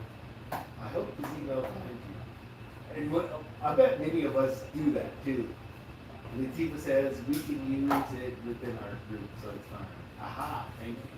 I was gonna have to have a conversation with you, like, I'm not supposed to see it. Okay, Nora says, details, a lot of words, distracting from the real message. Absolutely, Nora. If I have one pet peeve, that's it. I'm simply just not going to read the message if there's too much information in there. Even if it's all important. Send me multiple emails. Don't send me one message with everything in it. That's going to be too hard. Faisal says many reminders. If you send one email, here's your second email, here's a third reminder, here's a fourth reminder. Yes, that could be irritating, rude. Ali says, be clear in your writing. Reread multiple times to ensure it is clear. These are great. This is an amazing session on what you should or shouldn't do, in your emails. And I'm not going to say that I agree with every single point that's in the chat box, but what it does is let you know what could be distracting or disruptive or inappropriate to some about some of the things that you're doing. Now, I want to give the opportunity to some people to explain what they mean or tell us why they have those. Because I'm not going to say I disagree, but I would like to know more about why it's a bad thing. So let me finish getting through some of these. Avoid uncommon acronyms like LBD, MNPDB. It took me about 3.5 years to figure out what MNPDB meant, and I work in that department. So that's a good one, son. Emails sent in Thursday evening or over the weekend. You have to understand that people are not looking at their messages, and if they do, they're wondering why are you sending them messages off hours, especially in evening times. Soft reminders are just as bad as ongoing reminders. Okay, start with the ask, then the details. So I might ask you about that. Naja, is that a bad thing or a good thing? To me, that seems like a good thing, maybe. Uh-oh, I did some crazy things to my screen. Give me 1 minute. Get it back.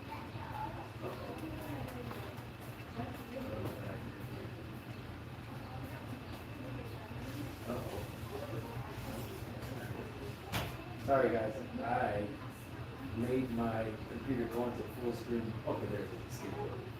Okay, sorry about that. I'm back. Okay, start with the ask. I'm going to ask you to clarify that imagine. Latif says, what about gentle reminders? Yeah, I'm not going to name any names, but sometimes persistence can really grate under people's skin. So yeah, if you're continuously reminding somebody, even if you're right, even if it's urgent for you, it can be perceived as a bit pushy for some people. It can get you a bad reputation. And then college says, ask you to get back to college point, okay? Because of mismatch in the definition of the weekend. Okay, so I need some clarification. I'm gonna work my way backwards up the list. Daniel, can I open up your microphone and you tell us a little bit more about what you're referring to and give us some clarity around there? Let me find your name. There you are. All right, now, shoot, Daniel, can you give us a summary of your comments? Sure. No, so the first comment was that, you copy everyone, but if you're not privy to, if it's not relevant, if it's not absolutely necessary that you need to know, then don't copy people because then you cram the boxes. But that's yet another email that I have to read that has nothing to do with it. So it takes away from my productivity. So that's like a no-no. My second comment was just a response to the same people that sent emails during the weekend. So, well, one of the problem here is we're to manage all those different mismatches in the definition of a weekend. Regular week of the West starts on a Friday, while Friday is a weekend here. So just let me mindful of that. Excellent suggestion. Off hours emails in general are not a good idea. Okay, it assumes that you are not respecting people's off time sometimes. Thank you for that. Naja, can I unmute you to get some clarification around your point, please? Sure. I'm thinking about this from the receiver perspective. For example, if someone receiving many emails, that person would like to know what the sender wants exactly. So if someone sent me an email starting with details, the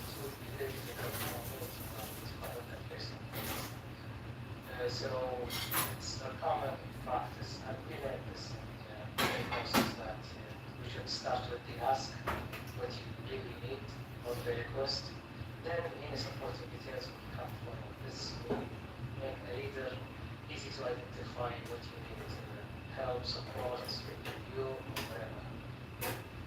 Excellent, excellent. Yeah, and not just only to ask, but start with your heavy hitting point and then move on down, so that some people may not read past the third line. So make sure you get all the juicy, important information out of the way up front. And I have 2 or 3 people talking about subject lines. Maybe Wayne could give us a nice little TED talk on the importance of what to say and how to use a subject line appropriately. That way we can all be on the same page. If you don't mind, Wayne, I'm going to open up your microphone. A few people made a similar comment, so if you don't mind summarizing for us. Sure. Yeah, a lot of times we get CRM to just the numbers. And so I sort of categorize my projects in my archive, projects. And so just be able to receive a flood of CRM numbers, statistical relation. We can just add that project name at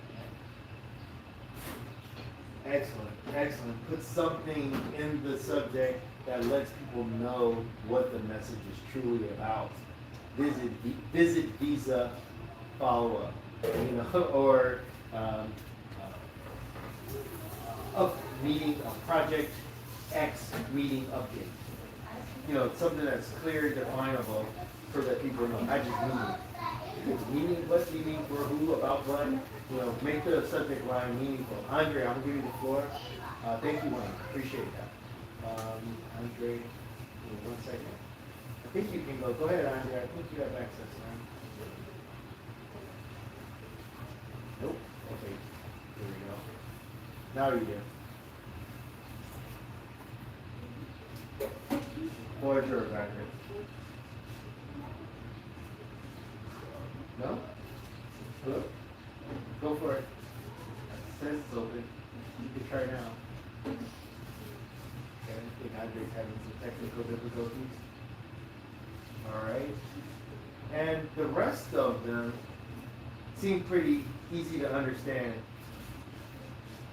So, did anybody else have any other comments about, appropriate emails or inappropriate emails? Some common ones is don't send an email out when you're angry. Give yourself a chance to recover. And even if you do type the email, just sit on it for a day. Make sure the tone is okay.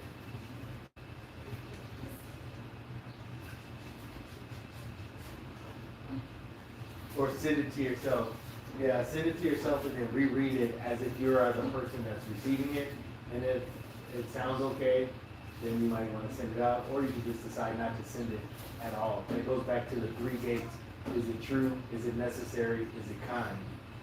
And then you might just decide, you know what? There's nothing that's going to benefit anybody if I send this message. Remember, emails, they are archived forever records. Whatever I say today through an email could come back 10 years from now and say, this is how Charles is or was or what he said or did. You cannot, even if you try to recall the email, it's still stuck in the cloud somewhere. So just be careful that when you do send an email, that it's with the right intent and the right heart, and that it's not something that's going to burn you, down the road. If we look at all these other ways of communicating, whether it's professional calls, interpersonal conflict, a lot of what we're talking about is true. A lot of it still remains. Make sure that you are true, necessary, kind. Make sure that you do a lot of listening. We teach a course called 7 Habits of Highly Effective People, where one of the habits really focuses on seeking first to understand, making sure you listen and ask good questions before you start formulating and making judgments and opinions and even giving advice. So the idea is to make sure that you listen actively, and when I say active listening, make sure that your posture is good, that your eye contact is good. The last thing, make sure that you're paying attention, not on your phone or device and looking at your watch. So some of these things you do subconsciously, in our minds without even knowing that we're doing them. What I'm asking you to do is really take a self-examination and see if you're doing all of these things and avoid doing these things whenever you can. Andre, are you there? Did you figure out your sound situation? Did you still have a point that you wanted to make? Okay. And then we also have a course on presentation skills, presentation foundation. So if you are giving a presentation, or if you want to improve your presentation skills, you might want to take that course. But instead of 7 C's, we focus on 3 C's, being clear, being concise, and then 1, be compelling, which basically be interesting. Use a good tone and use good examples to sort of hook your audience and make sure they know what it is you want them, to do, similar to what Wayne was talking about a few minutes ago. All right, so I think that covers most of what we wanted to discuss with respect to communication. Just a little test on being specific. A lot of times we're not specific enough. We're very vague, very general on what we're trying to say, and it's not clear. So as much as you can, be specific. A lot of times we use they. They always do this. They always say that. We want to make them happy. Well, who are the they we're talking about? Are we talking about customers? Are we talking about clients? Are we talking about a specific person? Say their name, identify the group. When you say take credit for what? How much of the credit? So if we can be more clear on our communication, it will be better. If you say increase the numbers, what numbers? Increase by how much? Percentage-wise or number-wise? And then understanding that some words have different meanings for different people. If you say expensive, something that's expensive for you may not be expensive for me. So just make sure that we're all talking about the same, baseline or the same value system when we use these words or phrases, or avoid them. Instead of saying expensive, give a dollar amount or a figure. I would ask you guys, what's the price of an expensive watch? In fact, let's do it just for fun. What's the price of an expensive watch? By Riyal, Saudi Riyal. How much is an expensive watch? Put your number in the chat box. Oh, Daniel decided to go with dollars. So 1,000 USD is expensive, says Daniel. Okay, by Riyal or dollar, what's an expensive watch? Well, says 10,000. 10 times what Daniel said. He says it was an expensive watch. 5,000, so Will and Alyssa are on the same page. Shook. 100,000 Riyal.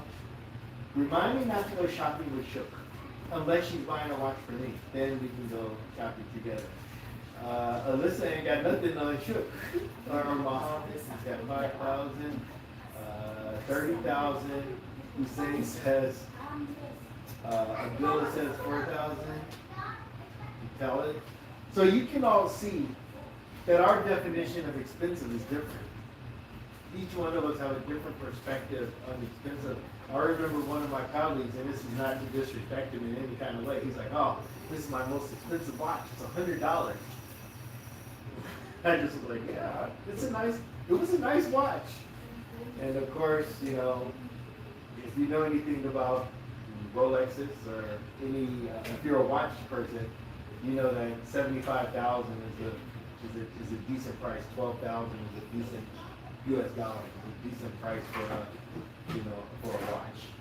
But somebody's like 12,000. You could buy a car for that much. That's a down payment on a house. So it's all relative. So instead of saying it's very expensive, say, oh, the watch was 50,000 Riyal. Because the watch was 1,000 Riyal. So just be clear in what we're talking about. Okay, so that brings us to another break. My question for you is, how much of a break do you need? Be very specific. Be very specific. I know it's around prayer time. Daniel says, I only need 5 minutes. Let's go. Let's get the show on the road. Now, Adam says, no, we don't need a break. Let's go. Adam says, we need 30 minutes. Okay, Shook says 5 minutes, 10 minutes. Yeah, we'll finish early. We'll finish about 1 o'clock. But I know that this is right around prayer time, so I had to give her an extra 30 minutes yesterday. We'll still try to target. All right, so I figured there will be a lot of people shooting for the prayer time. And those of you who, we're not going to leave too much. It's going to be we're going to get out between 1 and 1:30. we're still going to be able to cover all the material. So in respect of the season, in respect of people in their prayer time, let's go ahead and do the 12:30. I hope that's okay with everyone. Enjoy your break. It goes to about 12:30. So, Abdullah, if you don't mind, maybe you can flex your prayer time so that you can put that in there so you can be back on time. If you're a few minutes late, it's not going to kill us. Thank you, Andre. Thank you, Hanadi. Exactly. We'll see you back at 12:30. Appreciate it.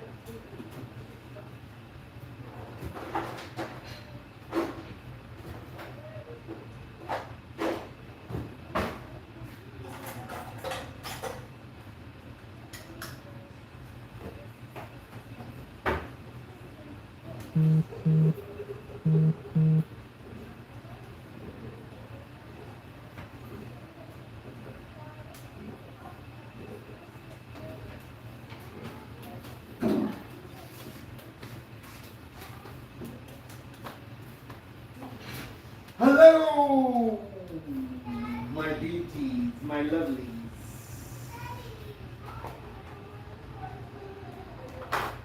That is inhumane. That means it's cruel and unusual. It's like abuse. A bad thing to do to somebody. Hurting them really bad. Please, do this to you. He is like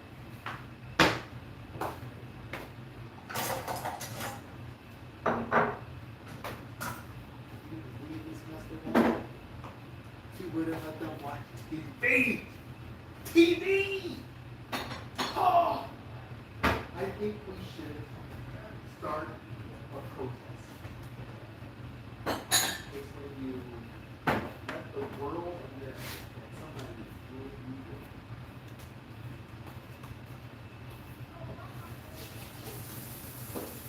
She gets embarrassed.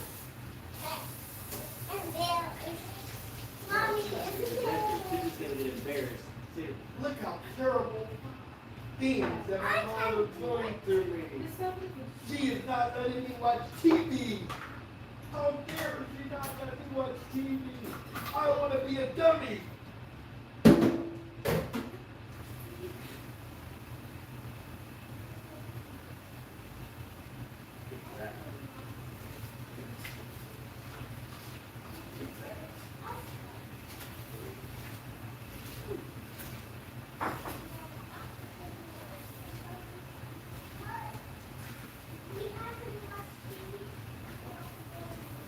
For a million seconds. How many seconds per million seconds? So we divide 1 million by 60. That's going to give us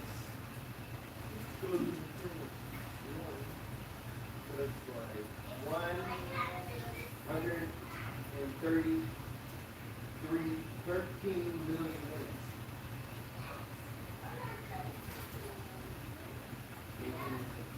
Wait, what did you say? How many seconds? 100 million seconds? Like 1.3 billion minutes. So divide that by another 60. That's going to be like 20,000 hours. 20,000 hours divided by 24, it's going to take us down to like 5 years.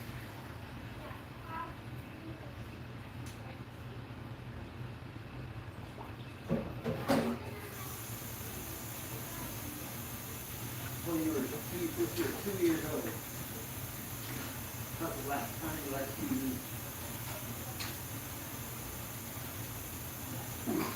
Aria was in the barn barrel. She was a little tiny baby. Yeah, Lisa again. Just let her go. Why are y'all waiting?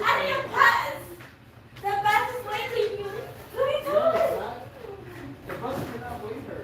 They have to go.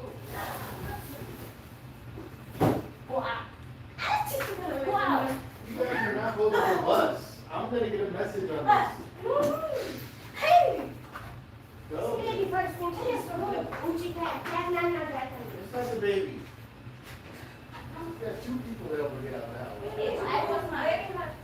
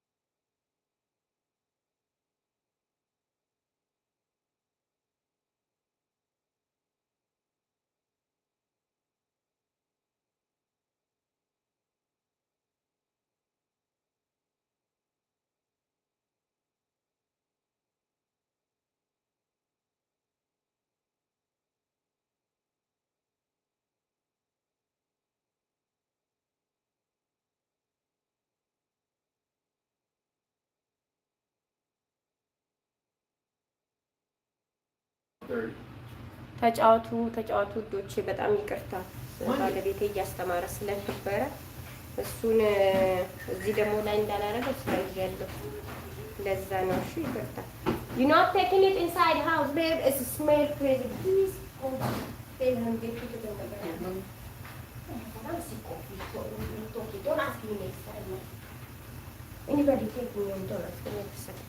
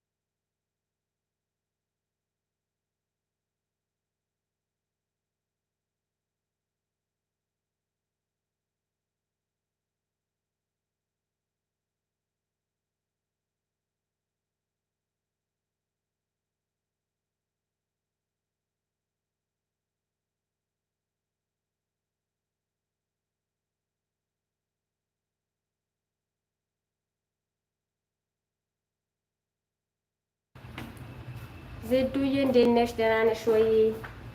እንዴት ናችሁ? ሰላም ናችሁ? እንዴት ናችሁ? ሰላም ናችሁ? እንኳን ሰላም መጣችሁ። በቃ ተጨዋወቱ። አላፊሉ እንደመጣችሁ ሄዳችኋል። ወደ አፊሉ ብቅ ብቅ ብላችሁ ወደ ሳይለንት ያደረኩ ልጆች ስለሚንጫጩ ነው። ለዛ ነበረ። አሁንም ልጆች ስለሚንጫጩ እኮ አለው እያየሁ እና ተጫወቱ። ቤቷለች ያዘመዴ መጥቷል። ማነው እንግዲህ እኔ ማርያም ስላሽ you don't even eat. You was the same thing.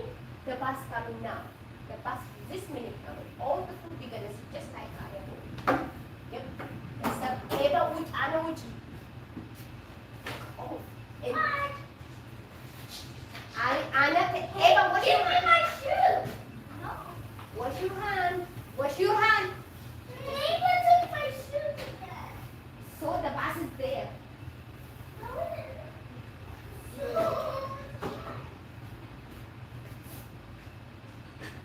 Eva, Eva, the bus isn't here. Eva, late. Come. You're the kid. Late. You gotta put your Christmas in your hand. Go wash your hand.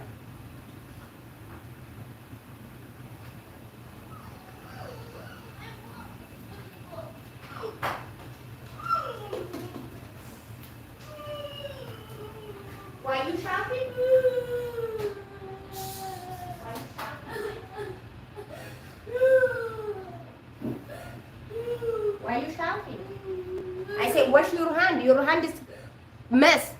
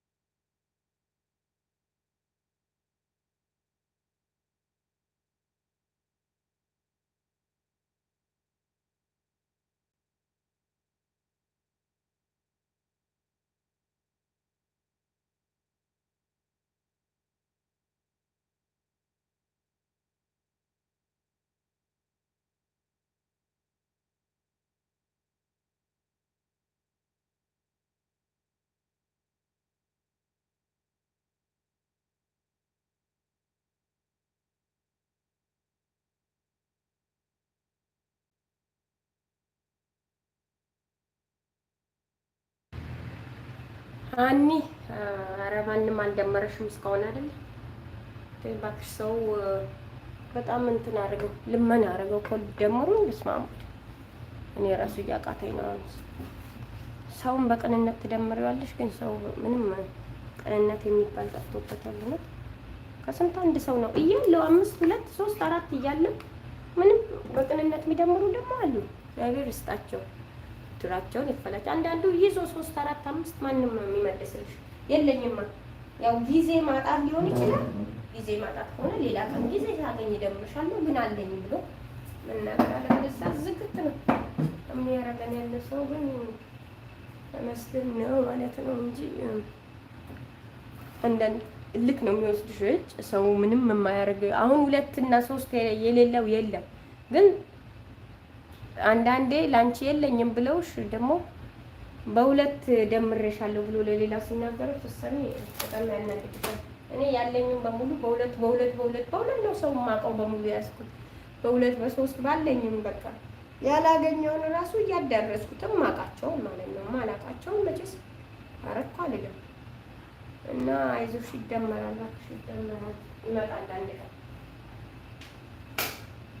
ይመጣል አንድ ቀን ማለት ነው። ይመጣል አንድ ቀን ይመጣል።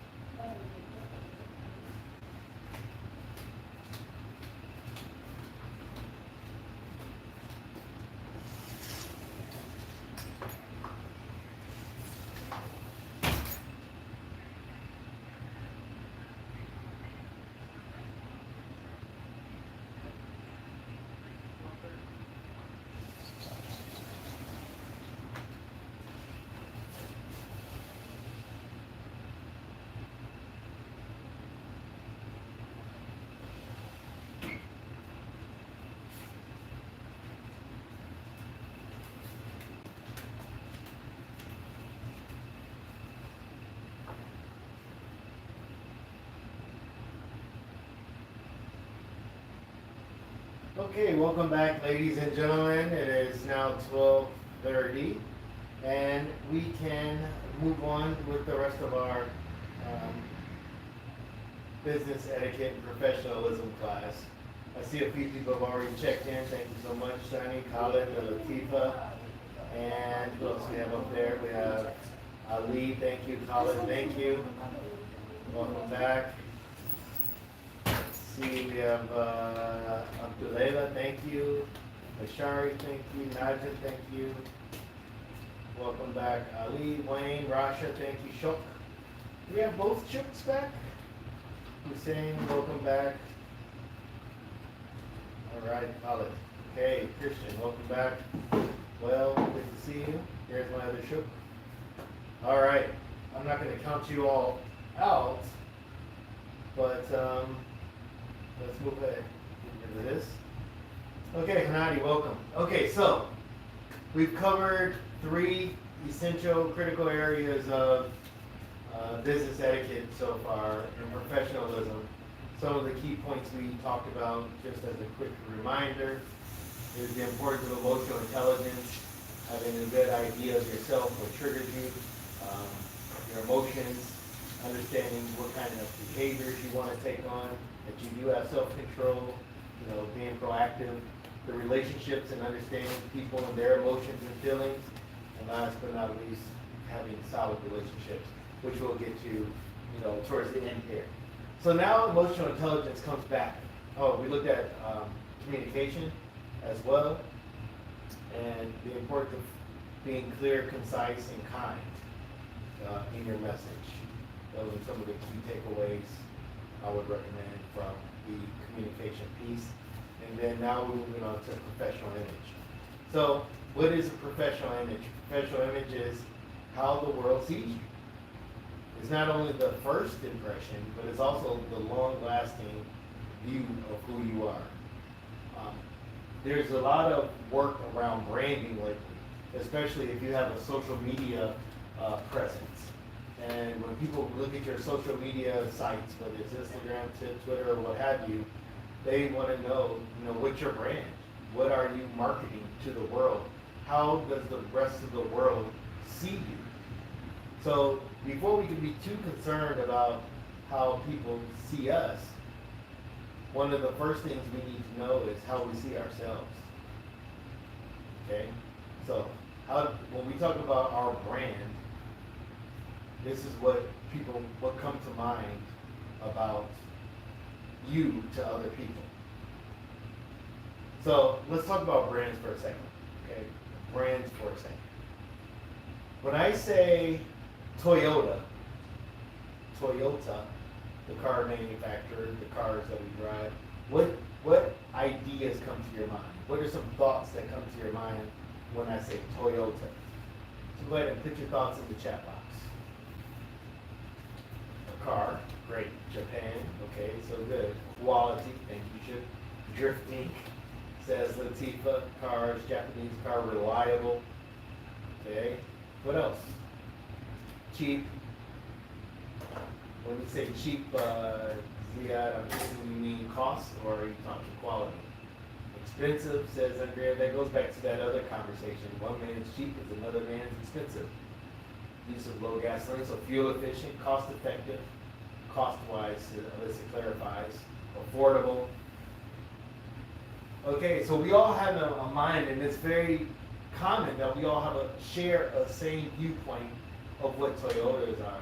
They're not only affordable and durable, but they hold their value. They hold their value a while. So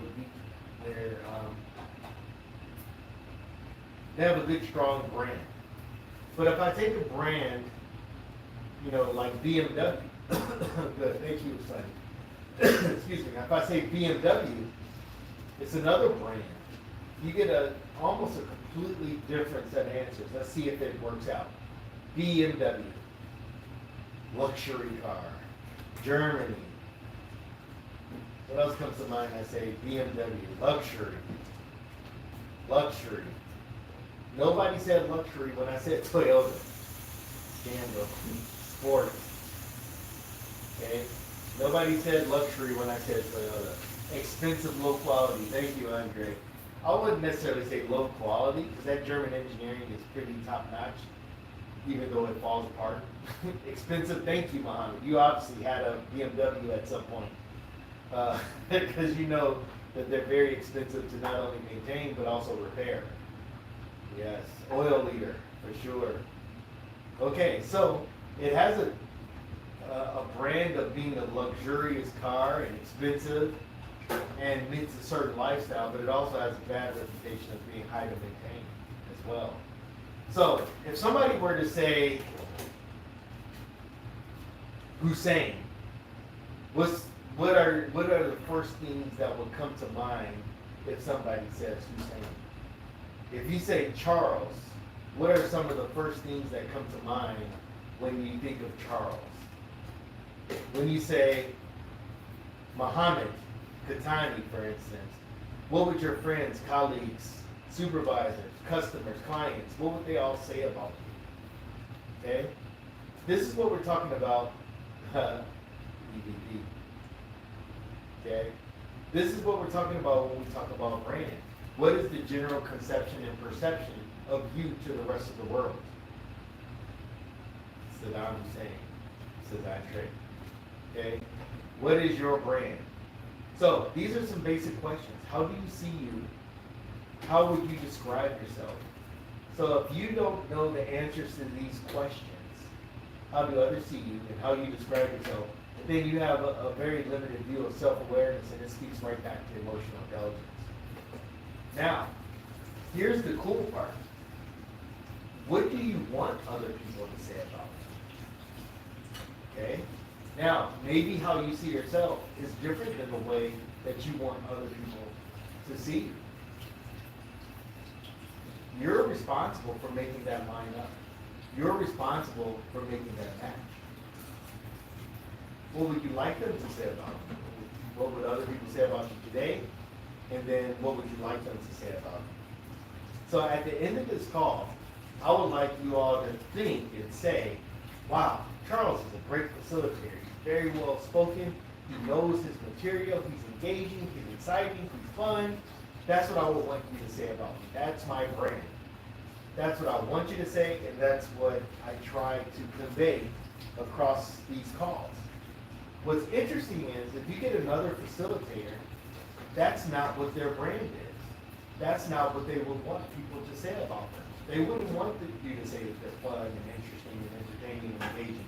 They would want you to say something like they're very informative, extremely knowledgeable, very professional, direct, clear, to the point.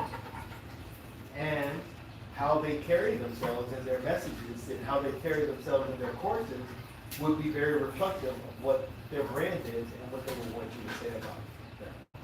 So in other words, you're responsible for creating the narrative or the impression of what other people might say about you. That's up to you. You have full control over that. So that takes me to my next slide and my next point.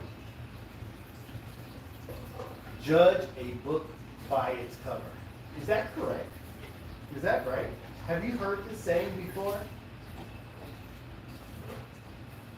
Judge a book by its cover. What do you think of that quote? Is that accurate? Is that right? Oh, don't judge. It's not correct. Is it like a stereotype? I think Shooky might be onto something. Okay? Most of us have heard the quote, don't judge. I want to hear from Latifa. Latifa, you heard the quote is don't judge. I think you can open your own mic. You might be able to keep people left. Yeah, I could. Go for it. What do you mean by don't judge? My quote there says judge a book. What do you mean don't judge? Why do you say that? So, judge a book by its cover or don't judge a book by its cover. It means that sometimes the appearance could fools you. Like you could see something and then when you get to know the person, it will turn the opposite and vice versa. Mm-hmm. So the rule is don't judge a book by its cover then? Just to be clear? Yeah, don't. Okay, why do you say Like that? you need to get to know the personality first. You need to get to know the person, their likes, their dislikes, what they're really into or like who they are, not just because of appearance and stuff. Okay, thank you, Latifa, for starting us off. Daniel has some points. Andre, as usual, has some points. Can I go to Daniel? I want to see what you have there It looks like you have some strong comments supporting, maybe supporting a little bit of what Latifa said. So let me open up your microphone. Daniel Cantillo first. Okay, well, I think you might be catching on to me as well. Daniel, go for it. Sure. So, it's just the terminology. We say judging means that you're basically sentencing, before you even give the opportunity, let's say, for whatever you're looking into to actually reveal its full nature. You're losing being objective. So, but that doesn't mean that you cannot form an opinion, right? Based on things that you can observe. So I think you're welcome to judge, not to judge, but to form an opinion, and then that opinion, then see if your opinion matches to the true nature of what you're discerning, looking into, or just reading, whatever it may be. Very diplomatic response, sort of floating right in the middle of what my point is. There is that cover, that first impression, and then there's that deeper understanding. And yeah, when we see people, we develop that first impression right away, and you start forming an opinion. So without going too far, because I think Well has completely unleashed the can, or the veil, if you will. So Well, bring us home on this point, and let them know really what's going on, behind this quote and this message about first impressions, etc. So let me go ahead and unmute you. Oh, Well was kind of here. Well, I think you're another call. Come join us here. Okay, unmute. There you are.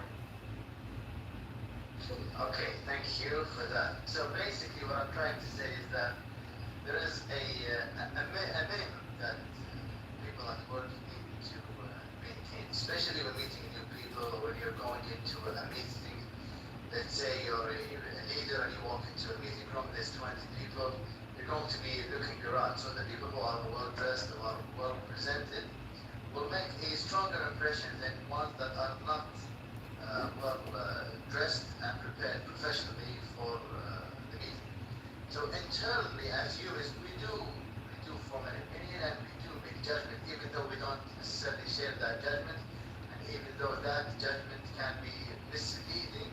So after you find out about the person's abilities, you might have very strong abilities, but not being able to present yourself in a really good manner will set you one step back. You nailed it. You absolutely nailed the whole point here, and I think I'm gonna open up Hussein to really bring us all the way home. But here's the thing: we do this. We say don't judge a book by its cover, but we do it. We do it. We have our first impression. We size up a room. We size up a person.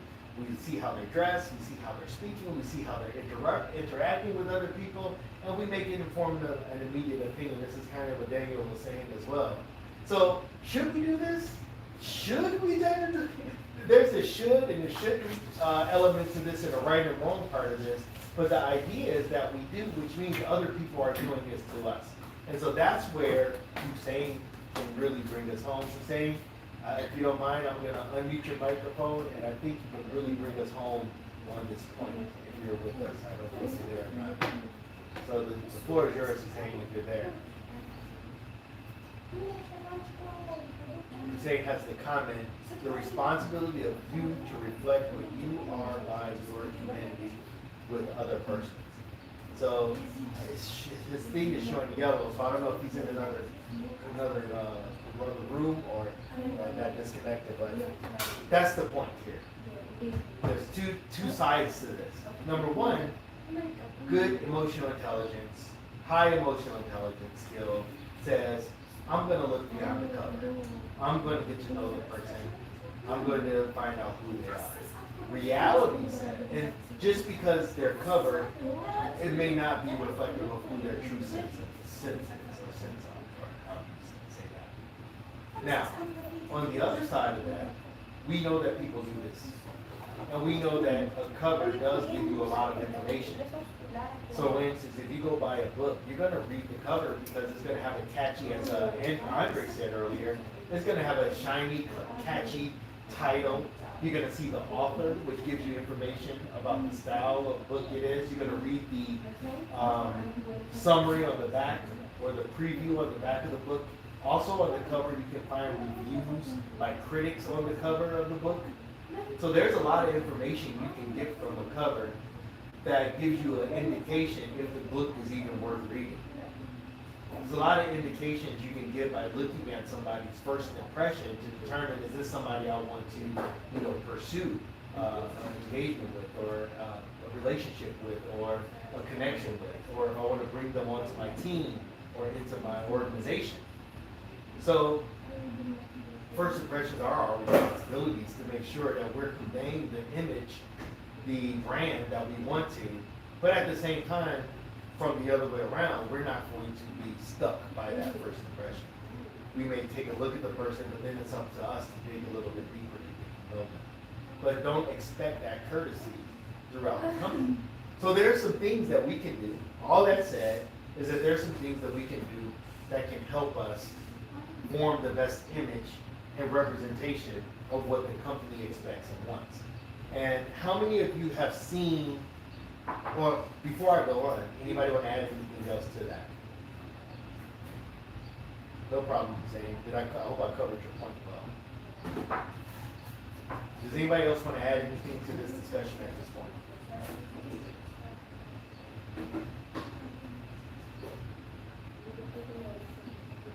Okay?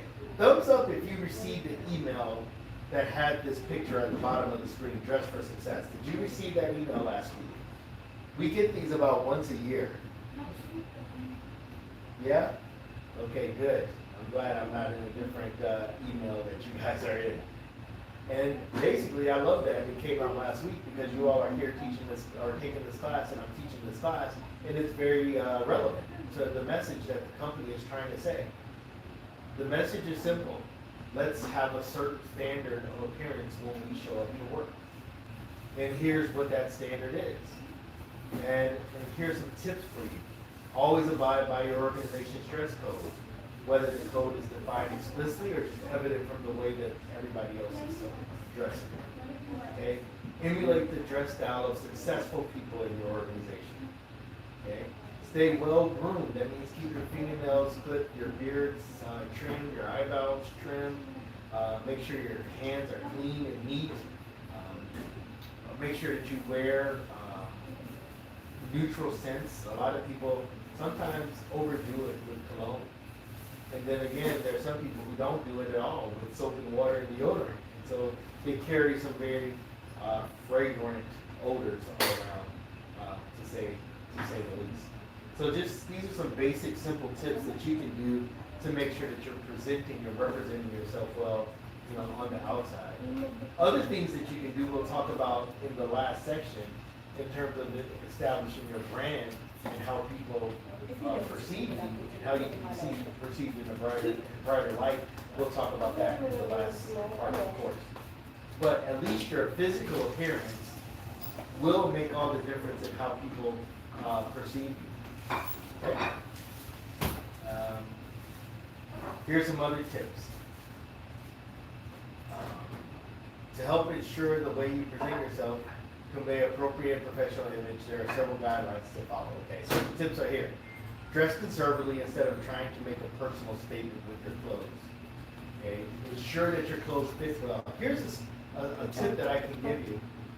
I'm not sure if you live in Rahima or Kobar or Jeddah or what part of the world you're calling in from, but you can. Oh, I think Andre has a comment to you on the floor. I'll come back to you in a second, Andre, if you still want to make that comment.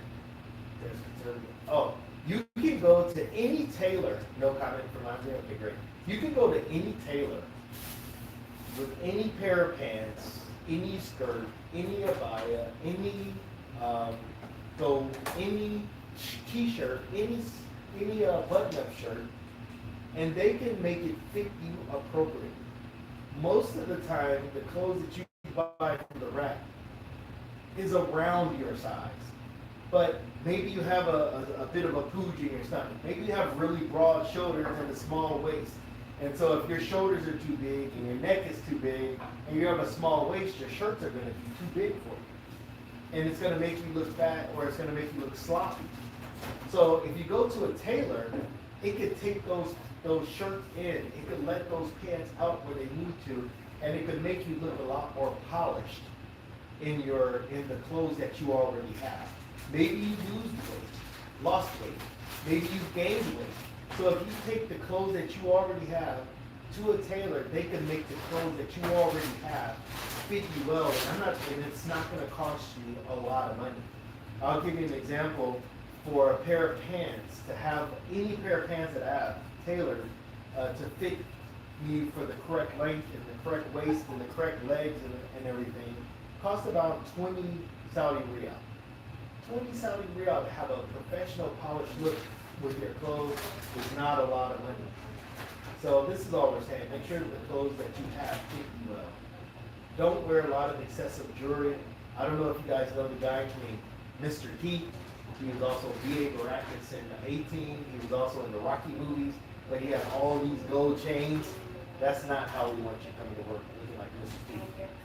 And then avoid wearing too much makeup or showing too much skin. This could also mean by this could also mean by wearing clothes that are too tight. We don't want to see all your curves and crevices. Even if you have the perfect shape, whatever that means, we don't need to see all that in the workplace. You know, there's a time and place for that in your personal life. But try to maintain a sense of conservatism or conservative dress when you come to work. You can still be fashionable. You can still wear your shiny cufflinks and your fancy pin and your nice classy earrings and nice watch and nice pressed clean clothes. You can still show having your fancy shoes, but make sure that it's respectful to the workplace and common in the workplace environment. Okay. Any other thoughts on dress and appearance and your personal brand? Anybody want anything to add there? Seems pretty common sense, but we do see people at the Leadership Center. We have a dress code that you may not be aware of. And the dress code at the Leadership Center when you come is professional, business professional dress. So that means no gym shoes, no or what do you call them, sneakers, no open-toed sandals, no, what are these pants called?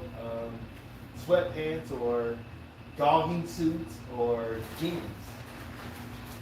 No t-shirts, no baseball caps. These items. Sometimes we've asked people to go home, or when they come back the next time, say, we'll let you stay today, but when you come back tomorrow, please make sure you have the appropriate attire. When we send out invitations to come to the Leadership Center, we let you know that there's a dress code, and we give you an indication of what that dress code is. Okay? So, in your workplace, you might want to find out, well, what is this, the rules or the guidelines for dressing. All right. I'm going to let this session, the next section, teach itself. We're talking about meetings person or in the virtual world. Right now we're having a meeting in the virtual world. As I said, it looks like uniform requirements. How do we express our individual individuality and clothing? Go ahead and answer that question in the chat box for Andre. Is the work, especially if we, let's say you work at the guard, your security, your industrial security, and you're one of the security guards, is that the place where you to express your individuality, or should you be wearing your uniform? Now, you should be wearing our uniform, says Daniel. Who says that your children go to school, so their parents and teachers.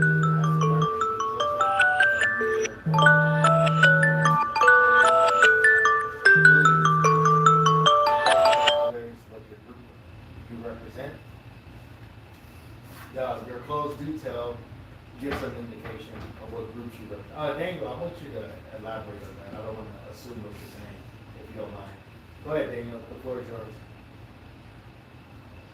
Yeah, well, in your example, the security, right? So it's part of the job, basically, to let others people visually who might belong to what who might belong to. So if I am security guard, the only way to know that, for others that are coming in is to show them, I have the uniform, I look the same as these other people, and I'm identified with a name tag and everything and whatnot. And that's also applicable for all the types of positions. People in the hospital, how can you identify who's a nurse and who's not a nurse? Something. So that's what is important. So the point of course, that ideology, well, the workplace may not be the best place to show that. You can do that, when you go to gatherings, social gatherings and whatnot. More than that, yeah, come to a standard, whether that's spoken or unspoken. Well said. Thank you. Anybody have any final, some good comments in there about uniforms, and also, I love, you're saying you're on fire. We love to hear your voice, though. If you want to try your mic one more time, you have a lot of good comments. So if you don't mind to share your thoughts real quick, go take your time. Go for it. Please be saying still have any mic issues. But yeah, when we wear the same clothes, it goes back to following the expectation. If you show up to the party in a swimsuit and you're supposed to have a night, special gown, I forget what they're called. I don't know why I'm trying to think of it. It's not a nightgown, that's something else. A formal gown, that's what I'm thinking of, I suppose. You're going to fit out of place. You're not going to fit right. So it's good to know what the standards are so that you don't feel out of place or even get taken on. So great discussion, great comments. I appreciate all the thoughts that you guys share. The next lesson, I believe we had a few questions about what to do in the virtual world when you have something to say. Are there tools? Are there ways to manage meetings in those situations?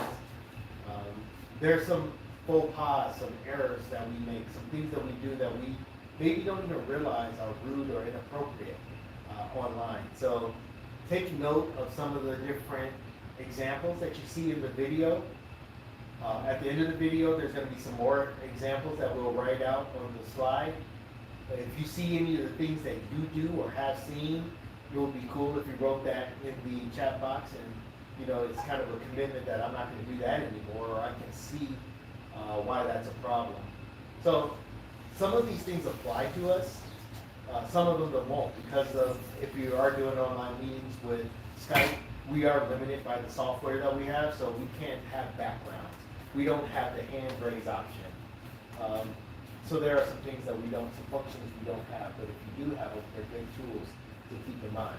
Now, the video is a bit funny, but it's not too funny. And it's in German. So does anybody speak German on the call? Okay, it shouldn't matter if you speak German or not. You still should be able to capture the points from the, yeah, says Christian. Okay, here we go.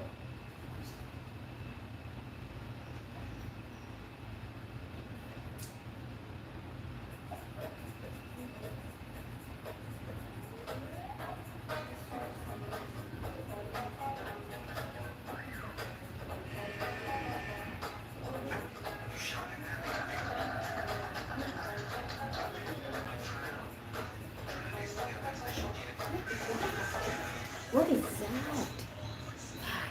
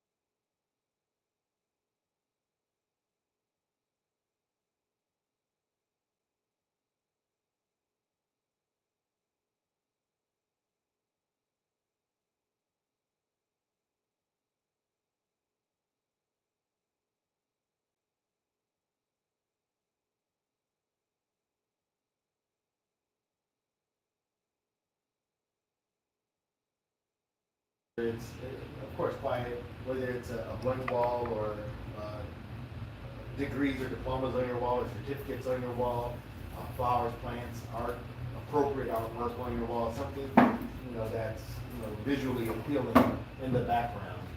Make sure that you have appropriate light, etc. So, no, we don't have backgrounds. But here's some things that I've been frankly guilty of many of these things in meetings, especially boring meetings or courses that I already know everything there is to know about that particular topic. So I tend to get distracted sometimes. Okay? So follow a Ramco dress code. Be aware of the surroundings that you're in. Sometimes it's good etiquette to say who you are before you're speaking, especially if you're on a big call and it is relevant who you are. Maybe you're an authority on the topic and you want it to be known. Make sure that you mute your microphone. Make sure you come prepared to the meeting just like you would in a face-to-face meeting. And then just be present all the time. I know somebody's multitasking right now. I know somebody's in their emails right now. I know somebody's sending out, texting or surfing through their social media right now. You're not fully engaged in the meeting, and there's a good chance that other people, you're going to miss something important, or other people will catch on to. Any other thoughts around virtual meetings? We've been doing this for a while now, so we have some good idea and good practice in terms of what we should and shouldn't do in meetings.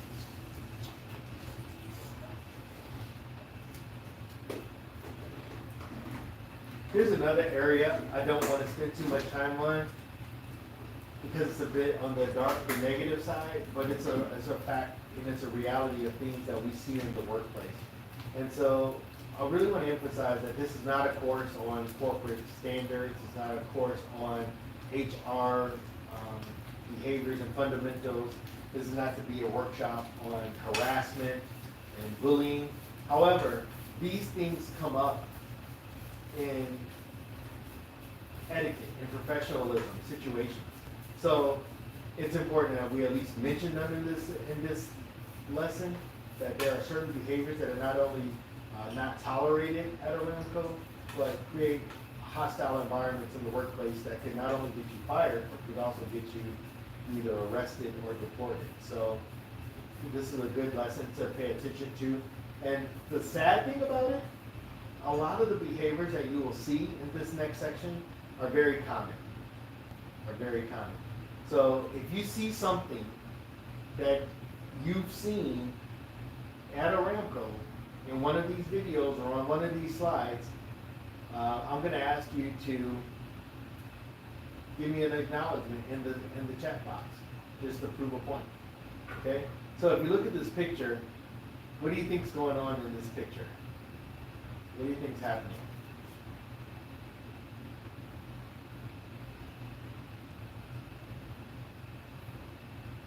What do you think's going on? There's a fight about to start. There's a different disagreement that got physical assault. That's a legal term, right? Assault is when you are physically threatening somebody with what looks like an intent to hit them. That's a misdemeanor, sometimes a felony, depending where you're at. It's a disagreement, a fight. He's helping him with his tie, says Tom. He's very optimistic there. What's that other hand doing? I don't know. It's a disagreement. It's a case, in this case, maybe even battery. I thought battery was all because he does have his hands on him. So that's a good point there, Daniel. So, what about the people in the background? The people who are watching this? What do you think they're doing? What do you think that's on their mind? What are they thinking in this situation? How do you think they're feeling in this situation?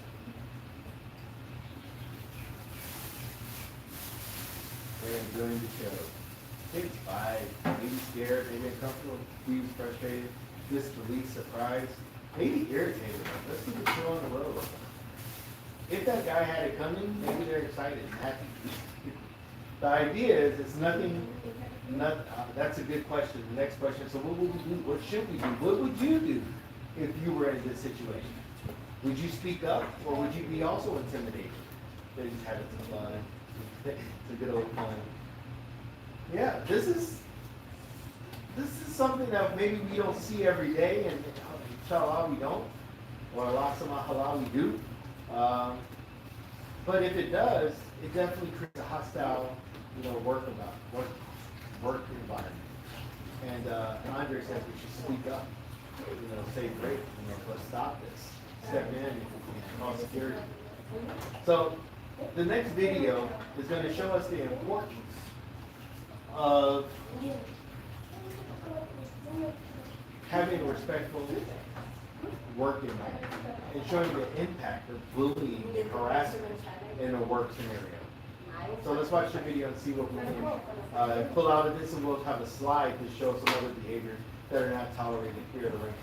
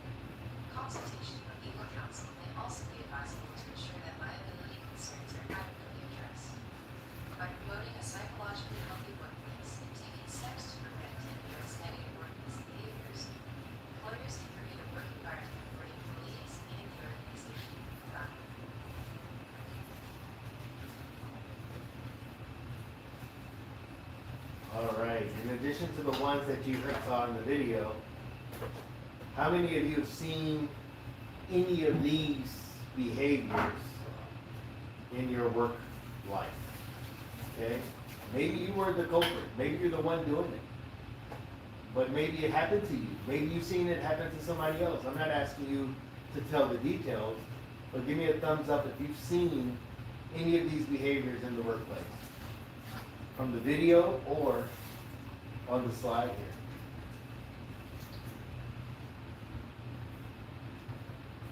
Is there gas going, babe? Babe? That's all? Is there gas? Huh? Somebody have gas on? I smell gas.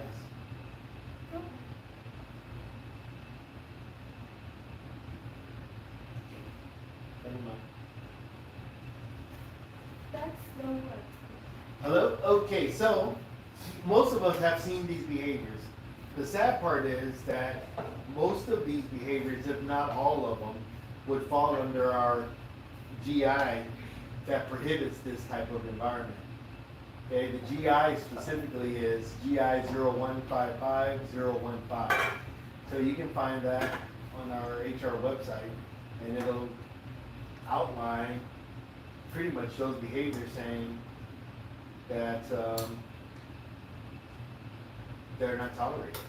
So if you do see some of that at your discretion, I believe there's avenues for you to report these types of behaviors, not for your own protection, but also to set the right tone for what's expected and acceptable at a Ramco.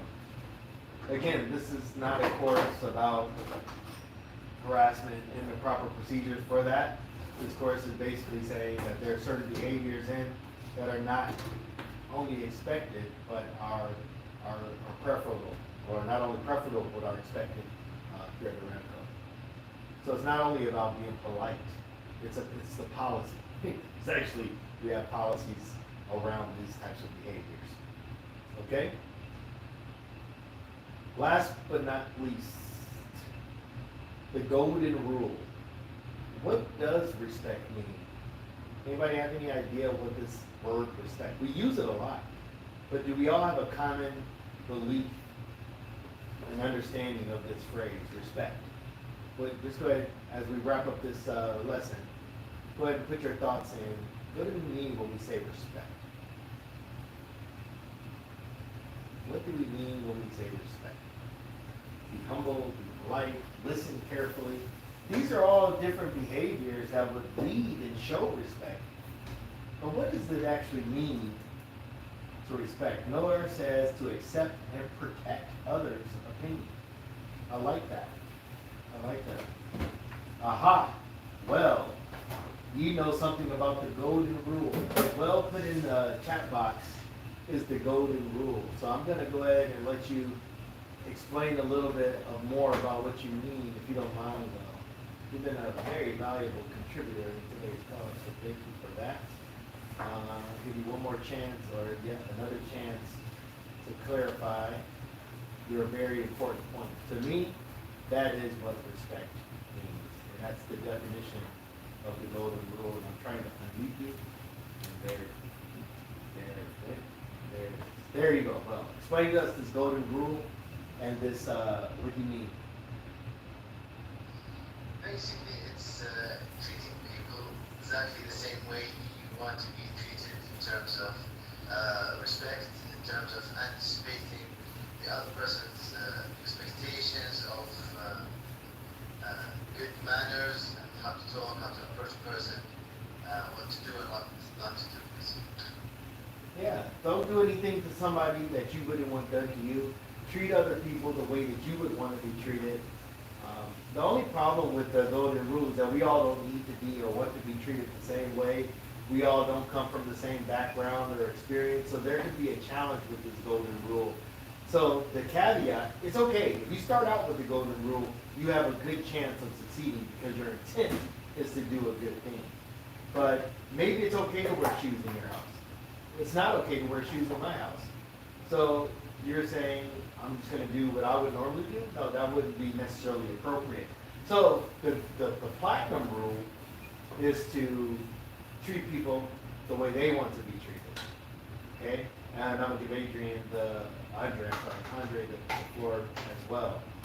Andre, haven't given you the floor for a while, so here you go. It's for you. Go ahead, Andre. Yeah, hello, do you hear me? Yes, we do. Yeah. So basically, I have two comments about this golden rule. So golden rule doesn't always work in my opinion, because if, for example, let's imagine that some people have a very great will, right, and they're pushing themselves a lot. So we apply this to these people. So these people will try to push everybody around like they're pushing themselves. So that would be not very clean or anyone. Also about the platinum rule. So, well, it depends on the people. You're going to treat everybody as they want to be treated, right? So that means basically, maybe sometimes people end up with great conflict of interest. Because that means maybe everybody wants to just have a rest. So, that maybe the reality. Due regard to other people's feelings. I think all your points are extremely valid. Let's go ahead and let Sonny have the floor, see if he can add into this conversation as well. Let's see, Sonny, you're up here a little bit. Okay, Sonny, all yours.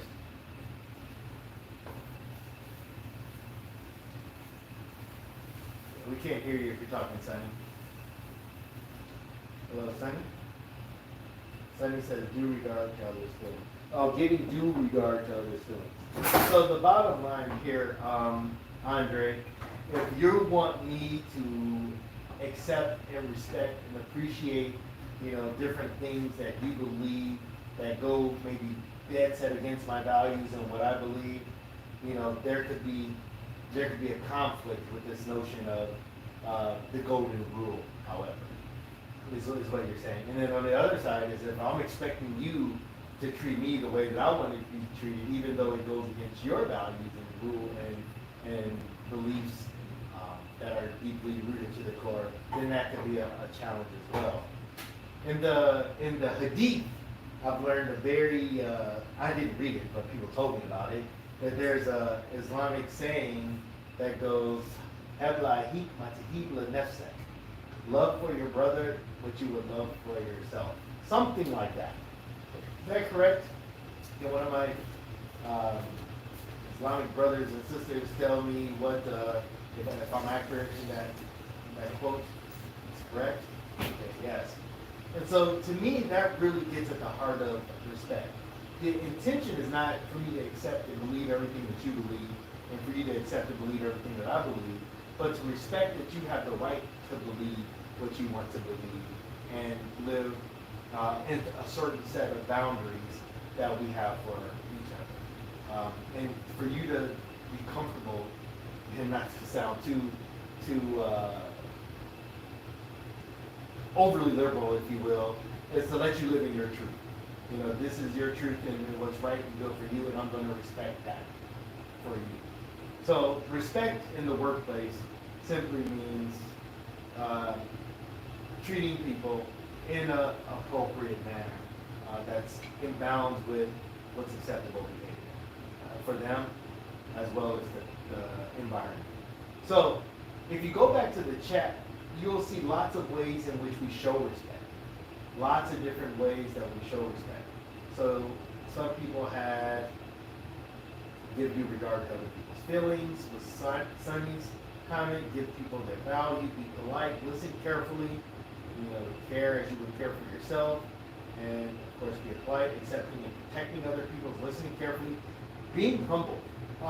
Ibrahim, I love that. Can I ask you to elaborate on that just a little bit?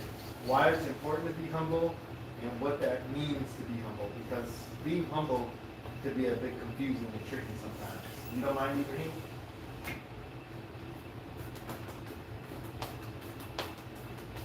Hello, Ibrahim, are you there?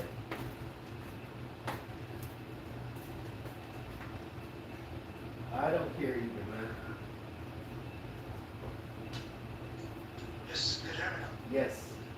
Yes, thank you for listening to us to talk.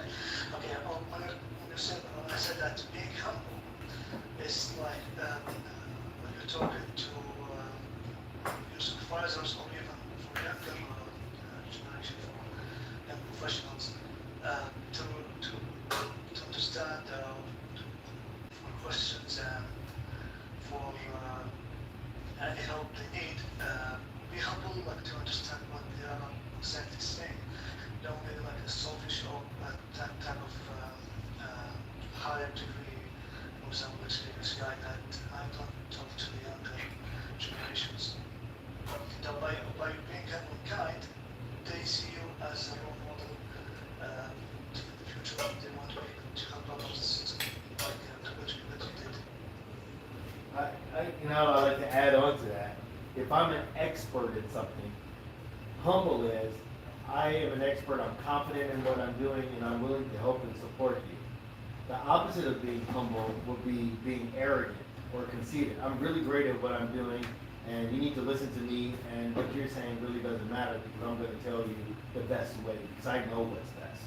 So being humble is taking a much softer route of being sure of yourself and offering a kind gesture towards someone and not putting yourself above anybody else, but yet respecting yourself.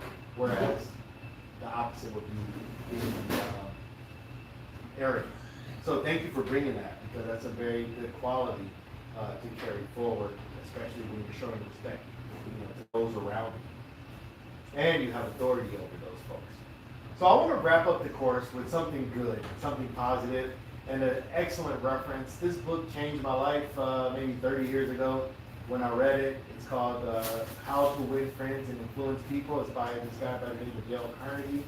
And it talks about maybe 11 different points that if you do these things, you'll have a greater impact on the relationships in your life and have an immediate influence on the people in your immediate environment.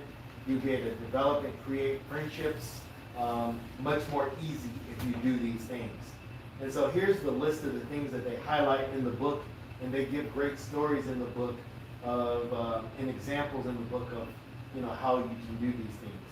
In fact, there are courses you can take similar to like 7 Habits, but it's the Dale Carnegie How to Win Friends and Influence People course. We don't offer that here, but you can sign up for those types of courses, and they teach you these points. But you get it free $99 right here on this business and etiquette professionalism class. So I'm sure you can read, so I'm only going to highlight some of the key ones. When you're talking to other people, the tendency we have is to promote ourselves, to sell ourselves, to tell other people how interesting we are and how smart we are, to help them like us. The fact is, it works better when it's the other way around.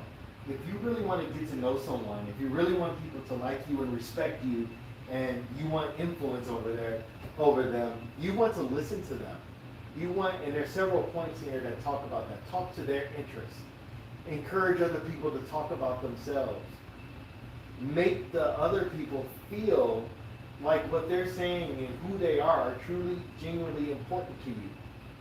Okay? Let them know how much you appreciate what they're saying and you appreciate who they are. Show an interest in what the things that they like to do and what they want to do and what they want to talk about. Now, I'm not saying that you need to completely lose yourself and not share anything about yourself. That's not what I'm saying. I'm saying that most people like to talk about themselves. And if you give them that opportunity, not only do you get to know them, but you also get to gain their respect and their trust because they know that you're willing to listen to them and accept them and appreciate them and value them for who they are. So those are some nice tips and suggestions that you can do to really make an impact in relationships right away. Also, I highlighted 2 things that stood out to me in the book that always come to my mind about that book. Don't criticize, which means put people down, give harsh feedback or negative feedback that's not particularly constructive, that doesn't help anything, that doesn't build them up. Okay? Don't condemn people. Sonny gave a nice, or was it Daniel, gave a nice example of condemning people or judging people. That's not a good thing to do. Don't prejudge people and condemn them to a certain stereotype. And one thing most of us don't like is complaining. Please don't complain. If someone complains all the time, we really don't want to be around you. We really don't want to hear you complaining. Does that mean you can't provide feedback? Does that mean that you cannot wish for a better outcome or a better circumstance? No, that doesn't mean that. It means there's a way to communicate that. And it goes back to those communications. The 3, is it kind, is it necessary? Is kind, is it necessary? And if you guys can help me remember the other one, kind, necessary. Yeah, those are the 3. Is it kind? Is it necessary? Is it true? Is it accurate?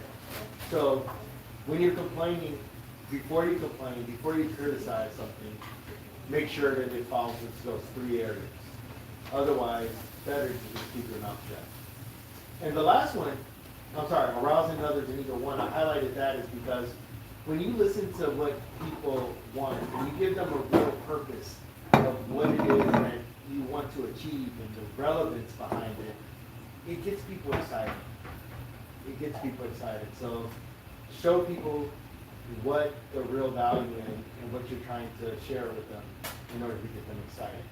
And then the last one, smile. You'd be surprised how much power and influence you gain, how much respect you gain, how much attention you gain when you smile. What I find funny is no matter where I go in the world, people will come to me and ask me for directions.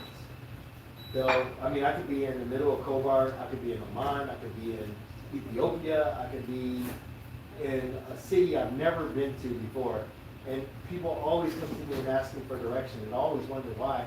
And a lot of people tell me it's because I look approachable.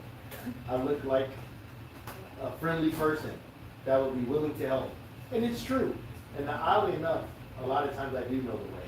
So that's just interesting. So the point is, if you smile, you tend to draw people and bring positive energy to you. With that said, ladies and gentlemen, the class is over. The class is over. If you have some comments you want to put in the chat box that sort of support any of the points that I just made, you can.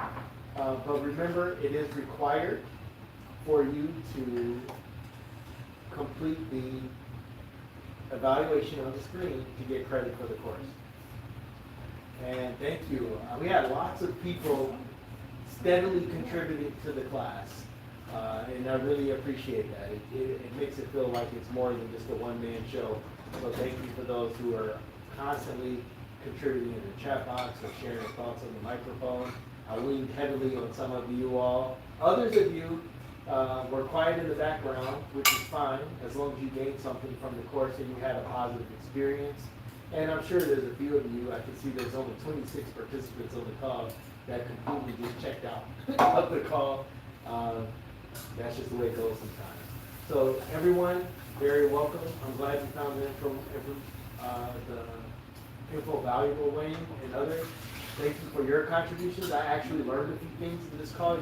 You all gave me some things to think about as well, so I appreciate that as well. Everyone have a great Ramadan, and if I don't see you in any courses or around before Eid, have a happy Eid vacation holiday as well too. Thank you very much. Nice to meet you. Hope to see you at the Leadership Center soon. Ma salama.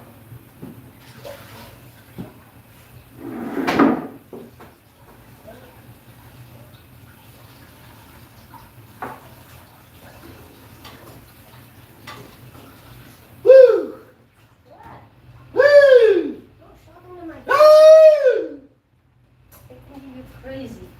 Stop shouting under my phone. I'm shouting in my house. It's loud.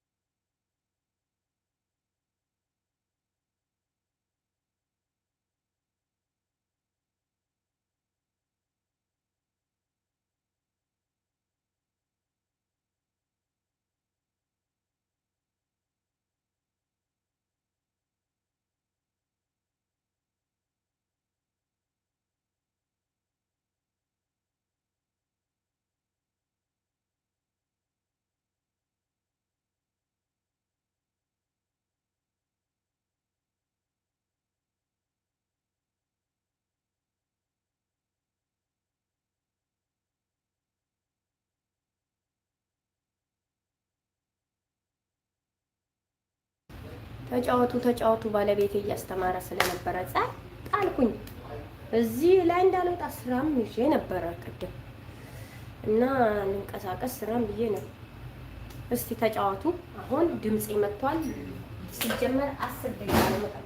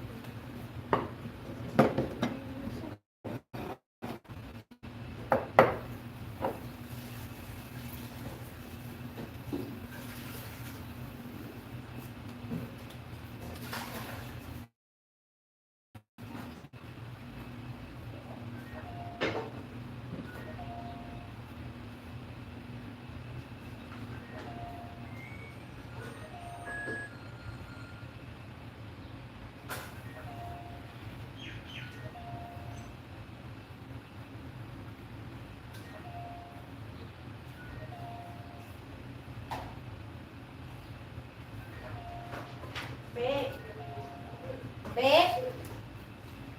Big. Big. They're calling you on the. They're calling. Somebody's calling. Maybe student. They're calling you. I'm Denver. Can you talk to somebody's calling? The people are ringing. Yeah, let me see. What are you in the bag? I need the bag. What's in the bag? Huh? What's in the bag? This one? What's in it?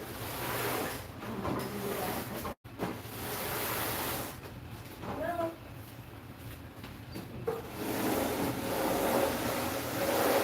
Para nay.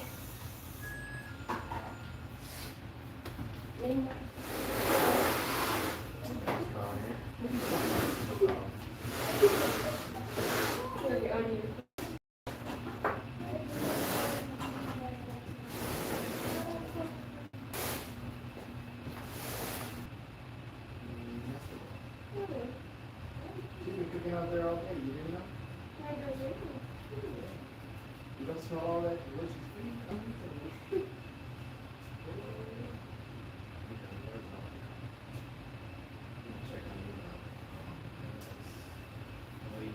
important message. 18 messages.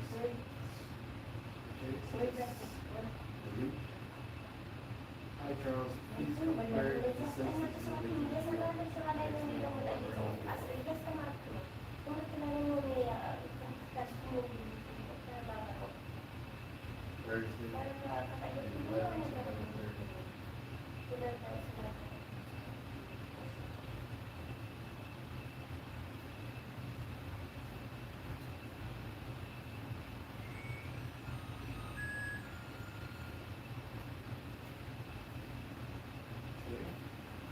Okay. Good morning. Our team here are doing their best to follow closely with ACB Finance. As soon as the payments are finalized, the confirmation received, they will let us know the receipt with the travel request. I know this is taking time, but the delay is from ATV, so we have to wait. Appreciate your patience. I don't believe that.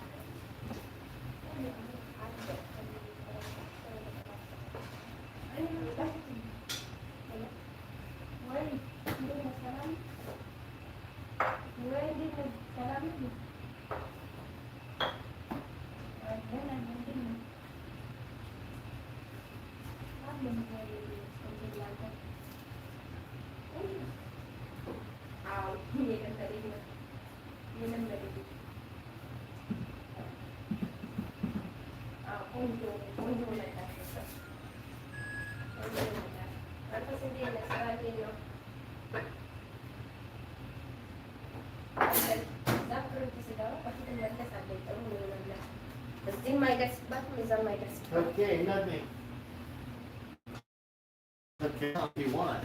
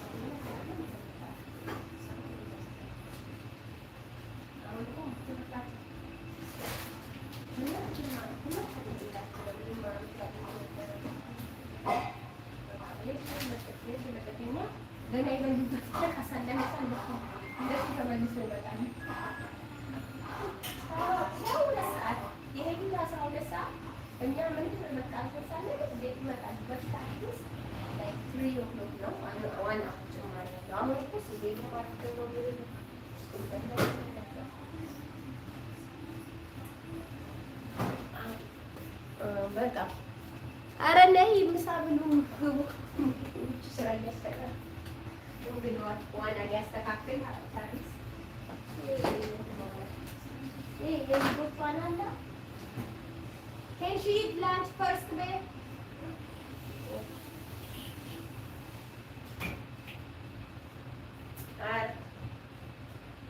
እንዳልራራ አልኩኝ። ቤት ነው ምንም ለአንተ እኔ ላስቀምጣ እንትናለሁ ግን ምንም እኮ ለውጥ የለውም። ግን እሺ ተባለ ይልቅ እኔ ባንተ ኦኬ እሺ እሺ ቻው እሺ ሰላም እሺ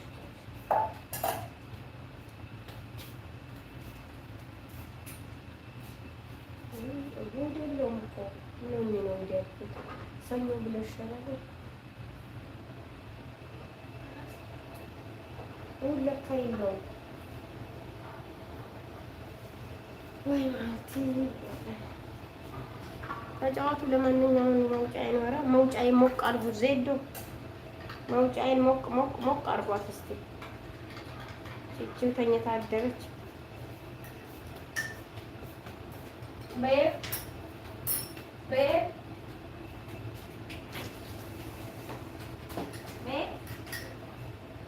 can you take some to buy for my brother?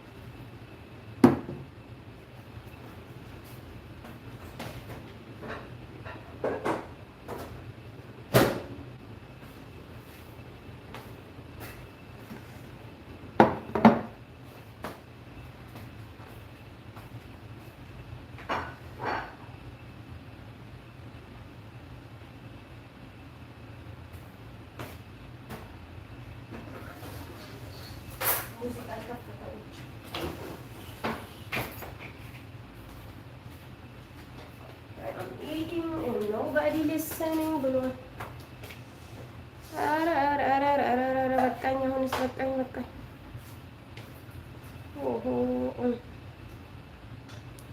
እና ስለመጣችሁ እጅግ አድርጌ አመሰግናለሁ ውዶቼ። በጣም ቴንክ ዩ ሶ ማች ኦል ማይ ፍሬንድ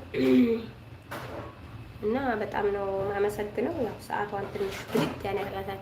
አንድ 10 ደቂቃ ይቀንስብኛል። ለምን ሲሽከረከር ስለነበረ እዛ ላይ ያለው ሰዓት የውሸት ነው። አሁን እኔ የራሱ ጉዳይ ካነሳም ያንሳው ማለት ነው። ስለዚህ እግዚአብሔር ያክብርልኝ። በጣም አመሰግናለሁ። መጣችሁ ቤቴን ሽብርቅ ሞቅ ያደረጋችሁ። ዛሬስ ብዙም ቪው አይኖረኝም፣ ብዙ ሰው አልመጣም። ለምን በሳይለንት ነኝ በብዛት የነበርኩት። በሳይለንት የነበርኩበት ምክንያት ደግሞ ነገርኳችሁ። ባለቤቴ እያስተማረ ስለሆነ በሳይለንት አይደለሁም፣ ግን ከሱ ላይ ተደርቤ ማውራት አልችልም። ሌላ ቦታ ደግሞ ሄጄ እንዳልቀየር ኦልሬዲ እዚህ ልጆቼም እያየው ነው፣ ስራዎችን እየሰራራው ነው። ስለዚህ አወዝ ቢዚ ልትል ቢት ማለት ነው። ሶ ዳትስ ዋይ አይ አም ሂር። እና ኧረ ማንነት ንገረኝ። ፕራንክ ነው ምንድን ነው? ፕራንክ ልታረገኝ ነው? ልታረጊ ነው? ምንድን ነው አንቺ? እሳተ ነው እሳት ፕራንክ ነው? ጉድ እኮ ነው። እንደዚህ አይነት ፕራንክ አለ እንዴ? ማንነት አስታውቂና በቃ እንገላገል። መቼ ሳኝፎን ሽገደኩሽ በማርያም ምለሽም አናቱን ብዬ አስባለሁ። ቴንክ ዩ ሶ ማች የስ ደስ ላንች ታይም ራይት ናው ኦልሞስት I'm going to eat lunch. Cake after 20 days. Bye. Who say bye? When I tell you even bye. Stay more. Stay more 1 hour. I'm going to leave now. በጣም አመሰግናለሁ ሀንዬ ክበርልኝ። ኧረ ሳተና ውስጥ ሊንኩን የተንጠለጠለው እንትን በልልኝ፣ ሰብ አድርግልኝ ፕሊዝ ማለት ነው። ፕሊዝ ለምን ትፈልጋለች ማለት ነው። ሰብ መደረግ ሰብ አድርጋት እና ቴንክ ዩ ሶ ማች። እና አሁንም ክብር በሉልኝ። ለዛ ነበረ አይ ሆፕ ሰምታችሁ ትምህርቱን በጣም ጥሩ ትምህርት ነበረ የሚያስተምረው የነበረው። ሊጠፍ ይችላል ከሰማችሁ ከሳይለንት መቼስ ይቻላል ብዬ ማለት ነው። እና በጣም ቆንጆ ትምህርት ነበር ያስተማረው። ስለ መጀመሪያው ዙር ስለ መኪና ዙር እንትን ነበር። ሁለተኛ ስለ አለባበስ እንዴት ፕሮፌሽናል ሆናችሁ ለስራ መቅረብ እንዳለባችሁ ነው። መልስም ሲሰጡ አስተማሪዎቹ ተማሪዎች ሰምታችኋል ብዬ አስባለሁ። ባለቤቴ መጨረሻ ነው የነገርኩት። ዝም ልበለው ልዝጋው ስለው እንደፈለግሽ ስላለኝ ኦኬ ብዬ ማለት ነው። ታበቼው እየሰማችሁ ነበር። እዛ ጋር ደግሞ አሁን ስዊሚንግ ፑል እየተሰራ ነው። በጋ እየመጣ ነው እንግዲህ ውሃ ላይ እንዘፈዘፍ ማለት ነው። ልጆች አሁን ሄድ ነው የሚያረጉት እየተዘፈዘፉ ባይ ቴንክ ዩ ሶ ማች እግዚአብሔር ያክብርልኝ። ሌላው ከኋላ የተጠቀምኩት እህቴን ፎቶ ያስገባሁት ልተቻት ለእንትን ልላት ፈልጌ አይደለም፣ ግን ትክክል አይደለችም። ግንባሯ ላይ መነቀስ መታመም እንዲህ አልነበረባትም። ኢየሱስ ክርስቶስ አዎ አምላካችን ነው፣ እናምናለን፣ ፈጣሪያችን ነው። ግን ደግሞ የሌለ ነው ተነቅሳ ኢየሱስ ክርስቶስ ግንባሬ ላይ ኢየሱስ ክርስቶስ ብቻ ነው የሚታመነው ብላ ግንባሯ ላይ ማድረግ ያስፈላጊ አይመስለኝም።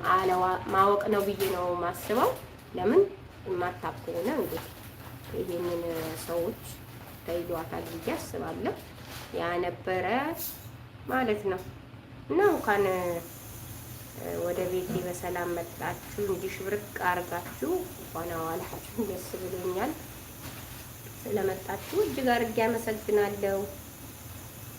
እና መጨረሻ የምትሉት እስቲ ጻፍ ጻፍ አድርጉ። መውጫ ጻፍ ጻፍ። የስም ሆነ ነውም ሆነ አንተ አዲሱ እሳተናው ሁላችሁም ተሳተፉ። ጸጥ አላችሁ እኮ ጸጥ። ምን ነው ጸጥ አላችሁ ማለት ነው? አስተያየትም የለ ርስም የለ። ጉድ ብሏል። ጉድ ኦኬ ጉድ ባይ ቴንክ ዩ ሶ ማች። እና እናመሰግናለን። አማርኛ ትችላለህ። ለምን እንግሊዘኛ ፈረንጅ አልረገጠኝ። አስሬ ጉድ ባይ ባይ ምልክ ወይ አልተናገርክ ወይ አልተጋገርክ ብላለች አያቴ እናቴ ነው። እና need to speak, you need to say something.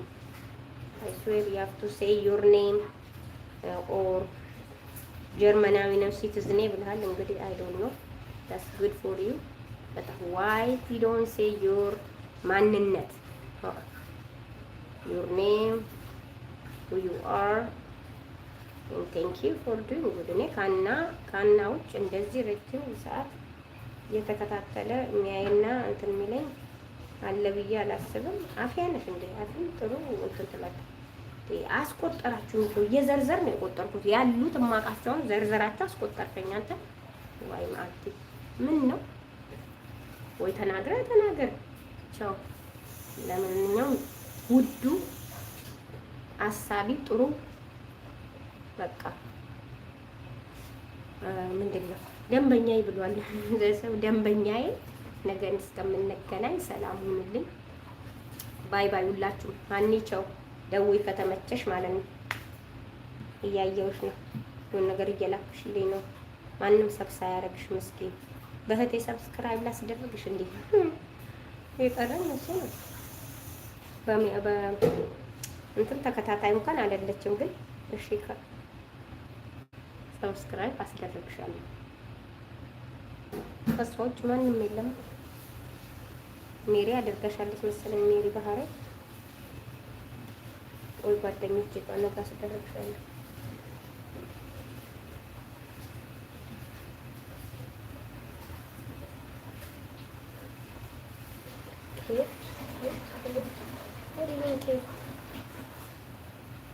Okay, thank you. Bye bye. All of you.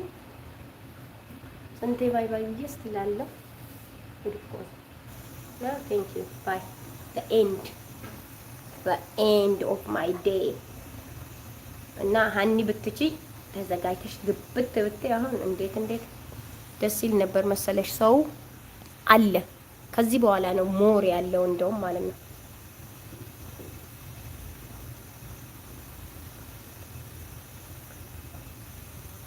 ኖር ትሬኒንግ ምንድን ነው?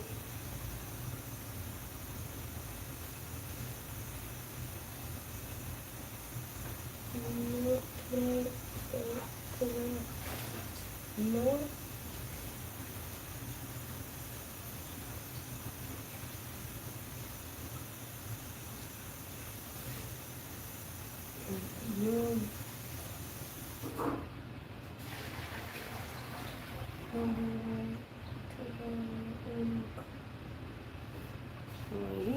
I don't understand that one. Know your drink.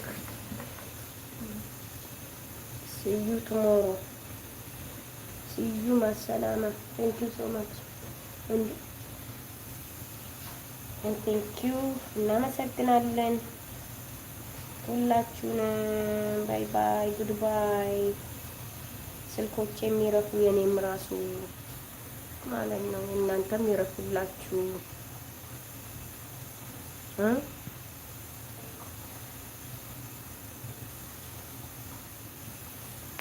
ተራውጣ